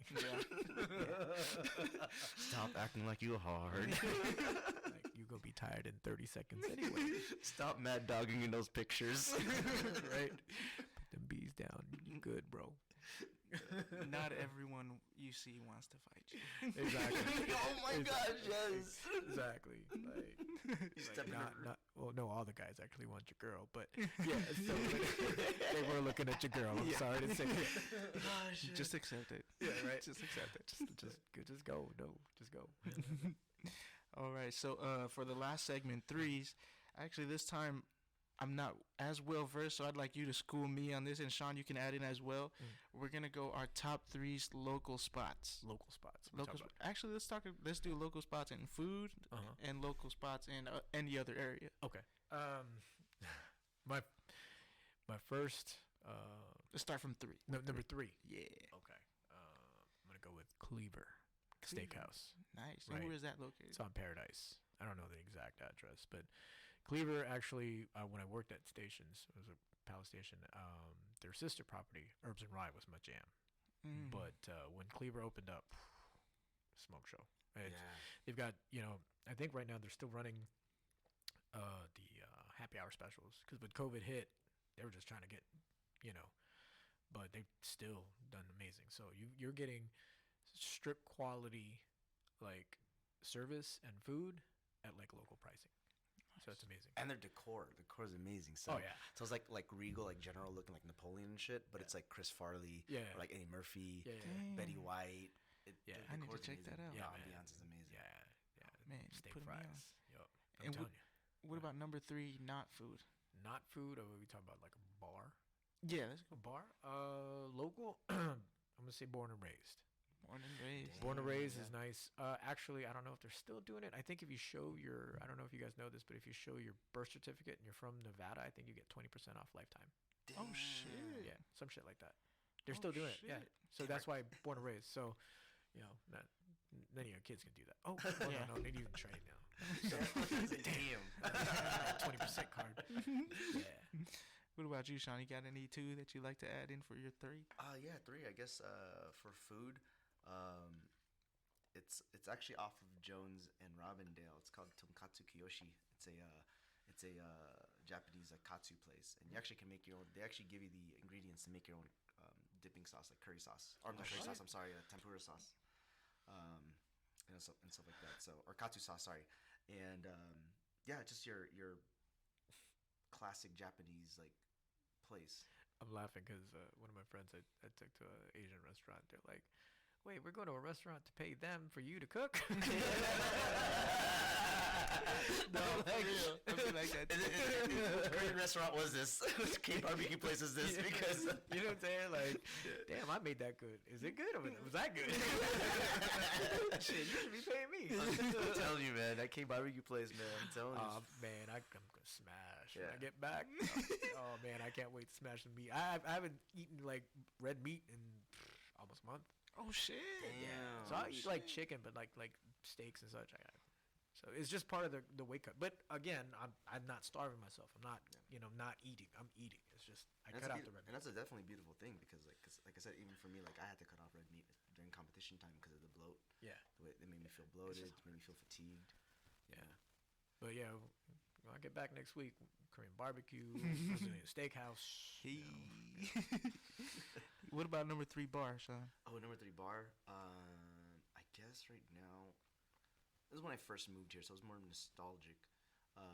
Would be PT's on St. Rose and Eastern, because all my favorite, all my former coworkers and stuff like that, we used to always go over there. And I don't think they have it anymore, but Lining Kugels, it's like a wheat beer from Wisconsin, and then it smells like Fruity Pebbles, but that shit is fucking fire. I remember always during happy hours, it was just I always get the large mugs. Yeah. Nice. All right, number 2. Number 2, are we talking about restaurants? Yeah. So recently, Jenna's had to go plant-based because of some health issues, right? So she has a thyroid issue, whatever, and so the doctors were doing numbers. They're running numbers, and so she did more research, and they because they said that with what she's got, there's an inflammation in her body. So she just said, you know what, I'm just gonna try it. I'm gonna be plant-based, and I'm just gonna see how it goes. And her numbers dropped significantly. Nice. So the doctor's like, whatever you're doing, do it. And she goes, oh, I went plant-based. She goes, I normally would try to tell people, but they'll roll their eyes up at me, Yeah. So keep doing what you're doing. So we go to this, and I want to be supportive to her because she can't eat anywhere. She's already got a gluten allergy. So then she's doing this. It's like, all right. Second place, Tacotarian. Nice. Oh. And people, you know what, you'll judge because you're like, I like taco, I like Mexican food. Like, shout out to Carlos and crew. They, when Carlos was telling me about this the concept is like, with the cuisine, a lot of the times we can replace the actual taste. We can have the same spices, but it's the textures, right? So their canesada is jackfruit. You would know the difference. Oh wow. I gotta try it. Yeah, that's interesting. When you actually, man, they have probably the best chips and salsa I've ever had in the game, except for maybe El Dorado. But their chips and salsa game is on point. And it's kind of like a fast food. Like, it's not fast food, but it's not like an upscale, like, oh, I got to get dressed up, right? It's very casual. But Taco Terran, when I went in there and I was like, wow, this is really good. That's one of my second favorites. Awesome. Yeah, that's awesome. What about bar? Bar, I'm going to say, I can't sleep on it. Village Pub. Ooh, yeah, those are Village good. Pub. Yeah. Yeah, I remember because that was one of the places because I was here in Mountain's Edge when you had to everything. This was all dirt, Yeah. I remember that. and so you had to go up Buffalo and then up to Robindale and then make a left on Buffalo to get into Mountain's Edge because from was it Rainbow to Buffalo was Pebble, a dirt road. So yeah, Village Pub was my spot because I'd come in. They got was it $4 steak and eggs after What? work? Yeah. Yeah. Eat your heart out, South Point. No. I'm sorry. At that time, I think it was like it was no. South Point was still like $1. That's why it was a big deal. But Oh, yeah, Village yeah. Pub was $4 something. Yeah. So, yeah. Damn. That's good. Yeah. Village Pub. Fucking hungry. Actually, number 2 is actually shout out to actually my homegirl Lauren, but it's called Bonchon. It's a it's a Korean fried chicken place. Actually, that's how me and Rachel met her because we were ravers, and then so we met her. She had an EDC bracelet on, so me and Rachel was like, oh shoot, you went to So now she's like a family friend of ours. Wow. But yeah, if you ever been to Bonchon, it's off of Rainbow and 215, like the same plaza as like the Hakusan like corporate center. Correct. Yeah, correct. yeah. So there, really nice place, and you guys should check it out. Really good. Gotta try it. Yeah. Oh, And bar, sorry. Oh, bar. No. It's good. Bar. I would. You know what? Let me take you a little bit back. I don't think not a lot of people remember this place, but it's called Insert Coins in downtown. Oh, yeah. Such a good concept. Oh, It was great, man. and then the guy went downhill. Yeah. And I kind of know why, or not. Maybe rumors. I don't know. But that sucked. Like that was so. Yeah. I'm so sad about that one. Like that one hit me. was cool. Yeah. That was really cool. Yeah, because I mean, it's I mean, for me, most importantly, being the eldest at this table, but having the Street Fighter and all the games, like I Yeah. was just murking. That was Tell ya, smirking. I got next. Like, come on, Get my come get it. quarter on the screen. Come get it. Come get You this. Well, Get this 3-piece. Why you at it? Why you at it? Give me a Why you at it? Give me an appetini. No, yeah. So yeah. Insert I hope when I listen to this, it sounds like that because I tried my Capcom voice. See, best impression. There it was. Best impression. There you go. There you It go. is tried Beautiful. on the fly. on the fly. All right, number 1. Big number 1. Big number 1, restaurant. Shout out to the Firefly crew. I've been messing with Firefly since 2004, 5. Yeah, with the original Firefly on Paradise, man, that was the industry spot back in the day. Like it was because in a time where all the nightclubs were coming up, people were kind of there wasn't as much as there is now. Like the restaurants, every property has that restaurant where you want to be seen. So before the nightlife boom, Firefly was that. I mean, it was like walking into like the people were just beautiful. So Firefly. So and to this day, obviously the food is amazing. Been tight with that family for a long time, and again the food is amazing. It's so good. It's Spanish tapas, and people, when people come into town and they want to take them out, or I'm taking them out, and then hey, it's tapas, and they're like, oh, okay, and you have that look because it's small plates. And then after like 5 minutes, like, damn, I'm full. I'm like, yup. Hey, dude, shout out. I still remember the onesie party that we had at Firefly. Oh, yeah. God, it was amazing. Yeah, that's when we got engaged. That's when That's when I proposed. That's also another hard part for me because I was doing freaking World's Nogi the next day. Oh, So I yeah. couldn't eat. I was watching. I remember. Dude, I was hella skinny in that one. He couldn't eat. And I was so nervous that night because I was, getting ready to propose. And I was like, yeah, man. But it was good food. It was amazing food. Yeah. Sean still had 10 pounds to cut. Yeah. It's like, oh, you're gonna do fine tomorrow. Damn boxers. Dude, Bloss and RJ hated me the next night or the next day because we Oh just yeah, you guys had to drive. yeah, it had the heater on Oh, yeah, for a yeah. whole 4.5 hours. Yeah. Number one bar, I gotta say Sierra Gold. Nice. That's The good one on Jones and 215.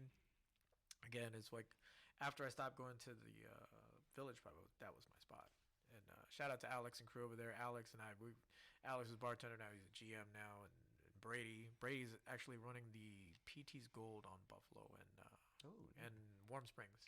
So, but yeah, that's it's like I don't care about like how cool the bar looks. It's people, it's relationships, right? So yeah. No, I agree. That's why I always call Sierra Gold like the team checkpoint. Yeah. like that's the command center. But it's cool because it's right there, and Yeah, you can hop